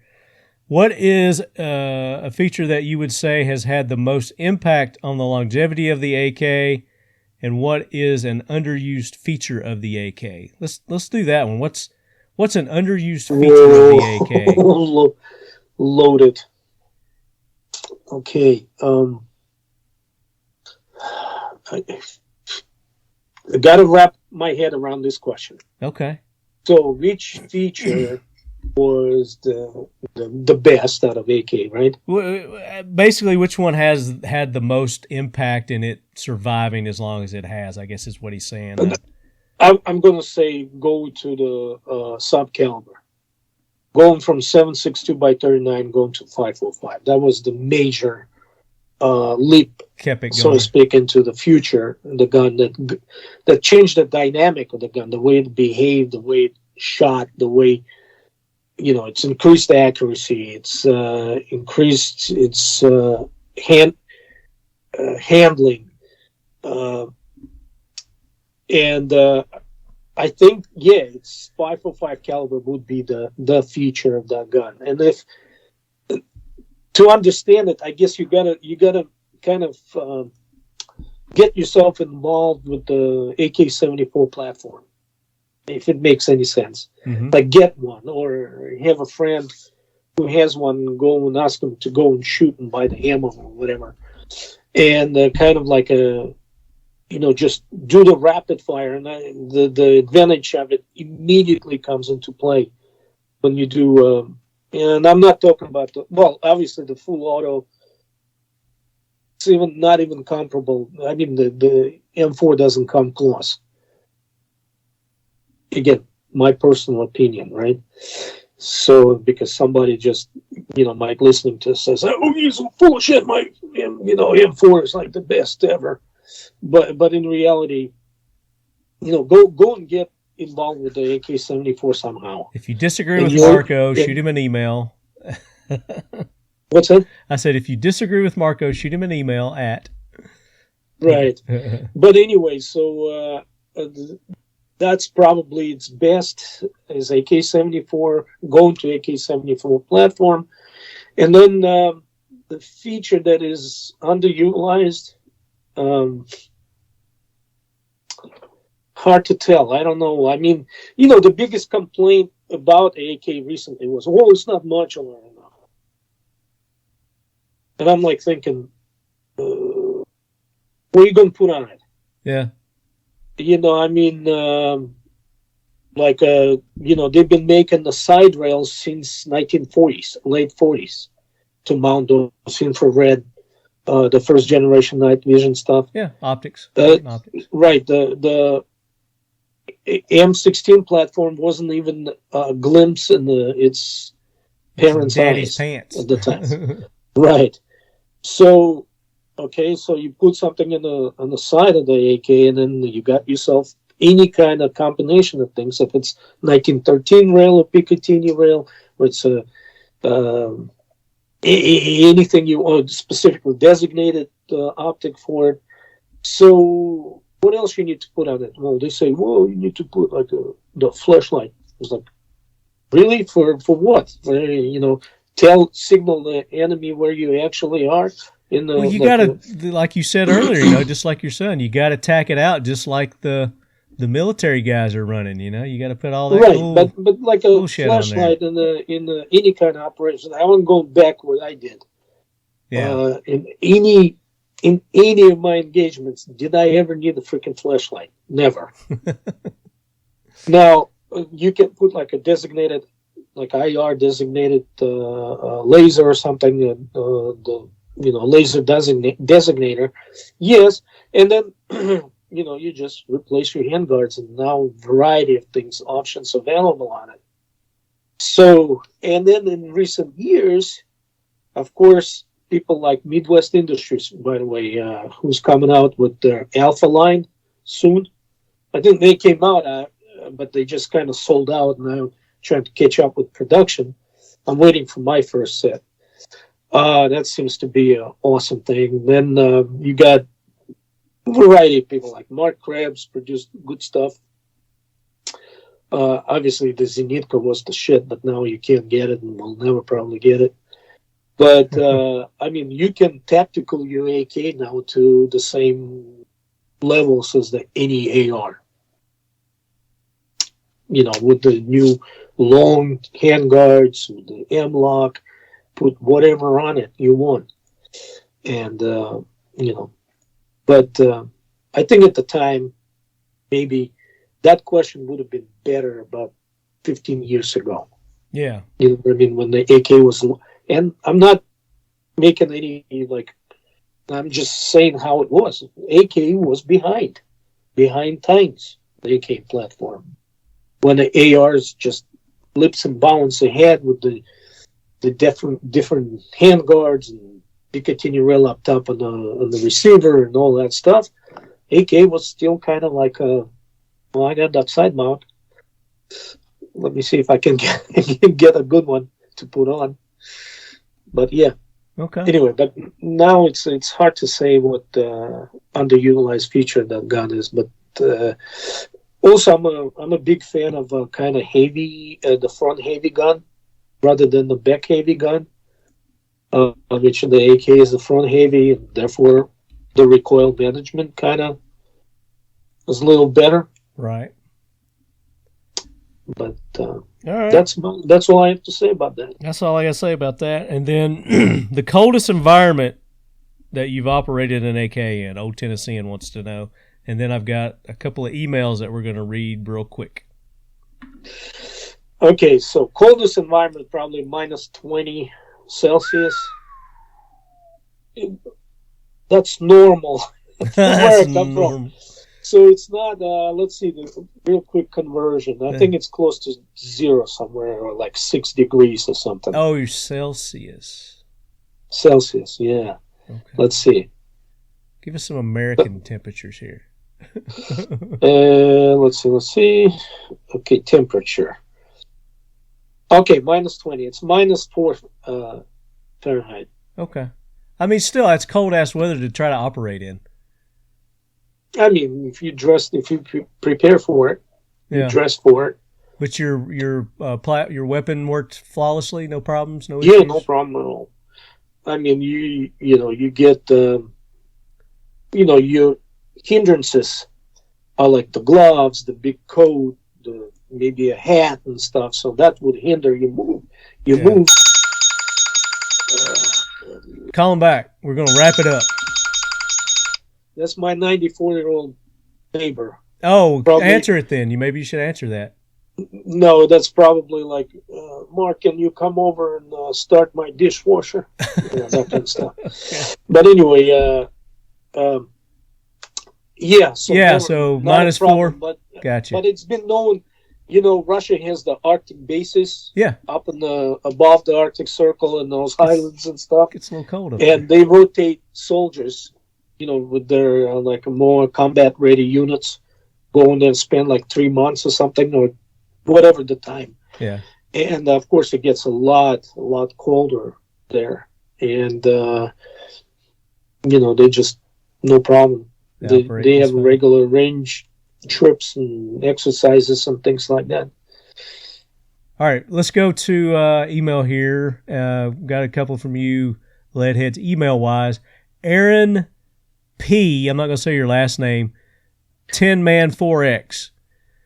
It says, loved your latest episode with Paul Markle.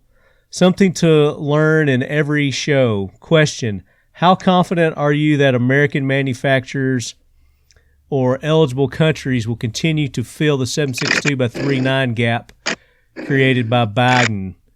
Should I be considering future purchases in 5.45 or other? I currently have a Russian numbers matching SKS and a Polytech milled receiver AK, but have been shopping AK-105s lately and want to be able to feed them. Thanks, and keep up the great work. So, Aaron, good question too, and obviously, what I think about 545, and I say, yeah, sure, go for it. But here's the thing, though, about 545. So, the sanctions on ammo manufacturers in Russia now been in place for over a year, and you don't see any increase or significant increase in price of a 505. And I explain why. Two things. At one time, back in about 2008, 2009, there was a huge number of containers brought in the actual military 505 by 39 7.6 rounds before some idiot built a fucking, pardon my French, pistol in that caliber, and then of course ATF designated it as the pistol round, so therefore prohibited for importation.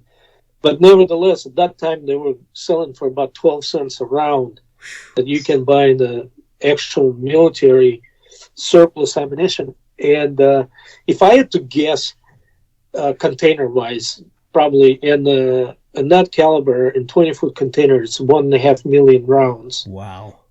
So I would say at that time, for those years, like starting in early 2000s, and up until it finally came to a screeching halt, if I say 200 containers, that'd probably be underestimate how much it was brought in. Yeah. From Russia and from Ukraine mainly. And then when they outlawed it, the surplus ammo, then Russia had 7 factories that produced this cartridge. Oh, I'm sorry, no. 5 out of 7 produced this cartridge. And companies like Barnaul, that under Bear, they sold it under Bear and Wolf. Right. And then you got Tula that sold Bear and Wolf. He had Ulyanovsk, not Bear. I mean, I'm talking about Tulamo and Wolf. Ulyanovsk factory did the same thing. And they tried to, and Amur factory, which is the Golden Tiger brand. So they were bringing in sufficient amount of a 505 ammo, which kind of was stabilizing around 25 to 30 cents a round. And then when Biden finally canceled everybody's permits, right? the Form 6s for importation. There was a grace period when they were going to do it, and then they were going to allow the existing licenses to expire on its own, which some of the importers had 2 years left on those licenses. So what Tula and Barnaul did, they start shipping it kind of ahead without orders, right? And each one was capable of producing about 40 containers a month. So they created a huge stock of all the ammo that that they produce, 7.62, the 5.45, and then anything. Millions and millions of rounds. Yeah, and so they probably brought in about 200 containers, if I have to guess. Wow. So for the next 5 to 6 years, I don't see it's going crazy. But I also know that at the same time, Turkey will become a major player. They're going to step up. All those, yeah. And so... Cool. That's a good question. AK-103 is a good option. But 5.05, like I said, I'm a big fan, and luckily enough, because through my writing and all this stuff, I accumulated a good stock of 5.05 ammo. Good foresight on your part. Good question, Aaron. That's good. So there was one other in the emails here. This was from Tyler S. Tyler emailed, he said, "Hey Lefty, I've got an AK Corner episode suggestion. Let's talk about the history and current state of modernizing the AK. We've come a long way, and modernized AKs being covered in TAPCO or ATI. Love the show, man. Always listen whenever it drops. I changed my Instagram handle. I now go as Pacific Northwestern." Okay. He also asked a question on the Instagrams there. So it's actually a great idea, and I kind of touched on both of my books. We hit a lot today. The Shooter's Guide. Yeah, and it's a great idea. As a matter of fact, I'm not going to write a book about it.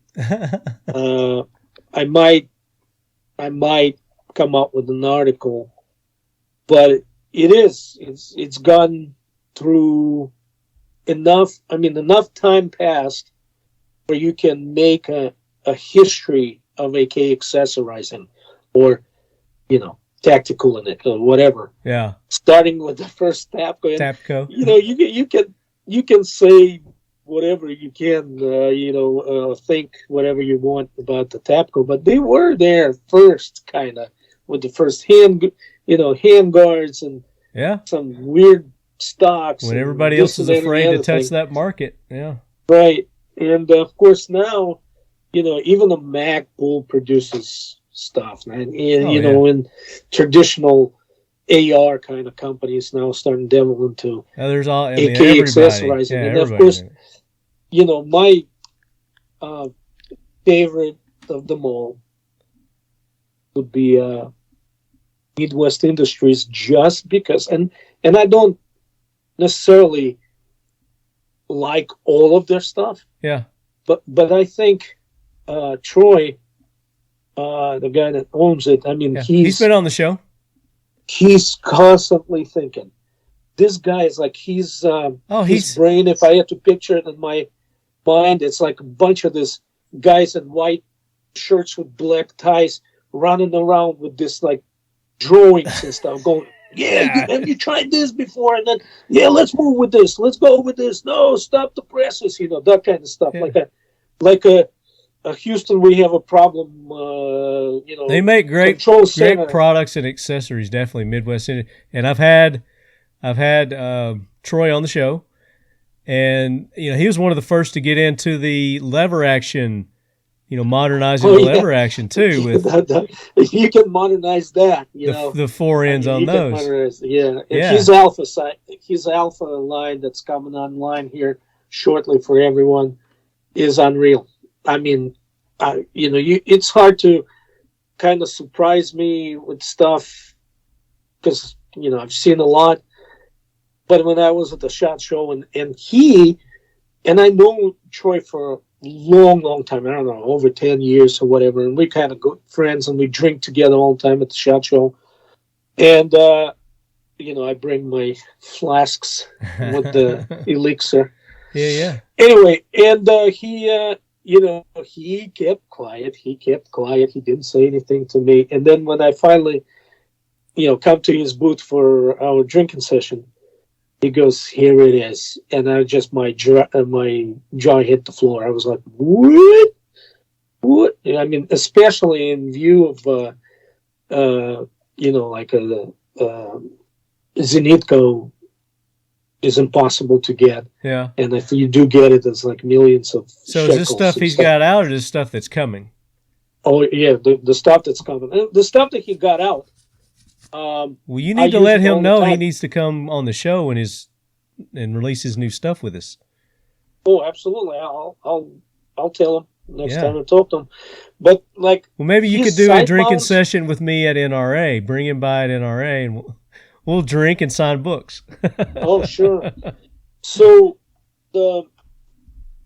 his side mounts, right, for the regular AK 100 series and stuff.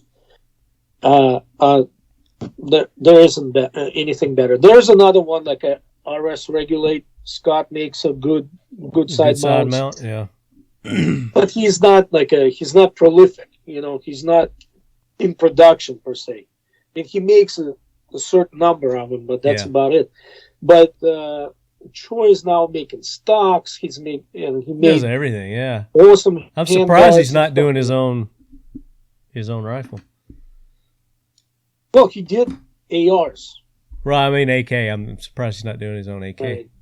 No, it's different. It's not like if you're an AR guy, it's not easy to switch to AK making.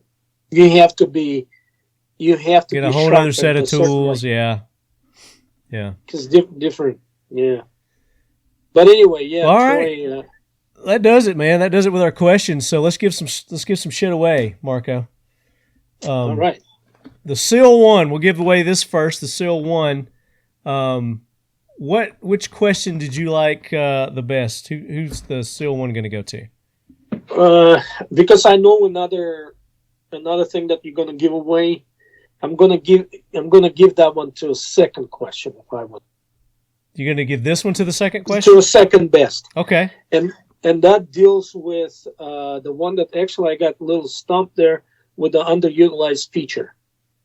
Okay, good. And that was, I think that was Bobus. I got to go back through everything here because it's like 3 back, maybe two. What is an underused feature of the AK? So Bobus 1776.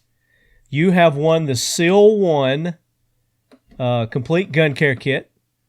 It's got the paste. It's got the liquid, and it's got all the brushes and the towels and everything. And, by the way, SEAL 1's cleaning rods are out now. So you guys can go to SEAL 1 and get those cleaning rods that we talked about at SHOT Show, that they released at SHOT Show.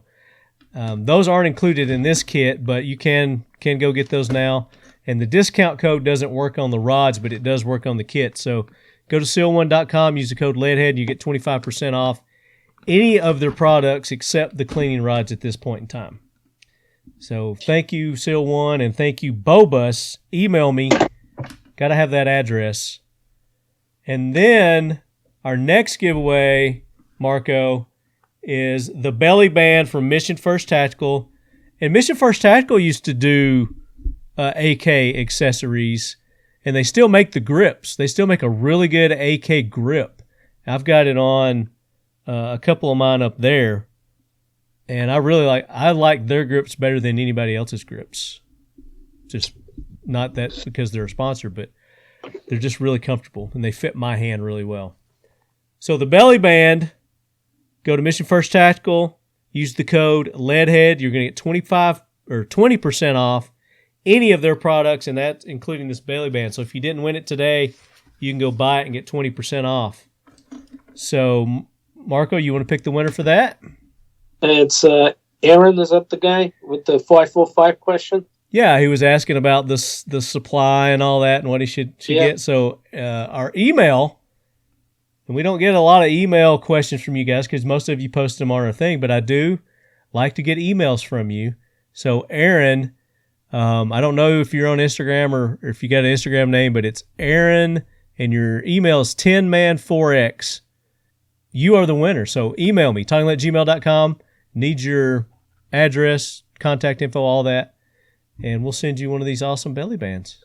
So, and what was that pistol that you said that you used when you were in service? Stitchkin. Stitchkin. Would it fit in here? Would a Stitchkin fit in here, Marco? I think it would. It'll fit most guns without a light. Oh yeah, we can make that fit in here. It might jab you in the nuts. It might jab your nuts, but it'll fit in here. You want one of these, Marco? You said you want to? Sure. You want a belly band holster? Of course. I will even use it. You'll even use it.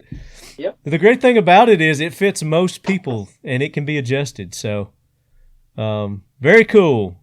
So, great show. Lots more on this book that we could have covered. We just, like I said, I wanted to deep dive in some stuff, and we took our squirrels, chased our squirrels, and took our turns here and there, but very good book, The AK-47 Survival and Evolution of the World's Most Prolific Gun. Guys, you can get it at Amazon. Is there a website you have that they can go get it? No, it's, the company who printed it, F&W Media, they went under and Caribou Media bought them. Oh. So whatever the plans were for, it's an active project. It's not like they took on all the F&W projects on. Yeah. But, they didn't put any marketing or anything behind it. Oh, well, that's their loss. They need to do that. So we're marketing it here. They're going to continue to produce it, right? And print it. Yeah, we're talking about second edition. I'm going to write maybe another chapter. The last chapter. Let's get you with another publishing company, Marco. If they're not going to give you any marketing or anything, screw them. Let me introduce you. They're not bad. They the same people that do Recoil magazine, I think. Yeah, let me introduce you to my friends at Simon & Schuster. How about that? That sounds good. Okay. I'm going to make a note. No, I'm serious. Maybe he'll become the New York Times best-selling author. I don't see why not. Man, the sky's the limit. Maybe I can get them to boost you into doing your autobiography then.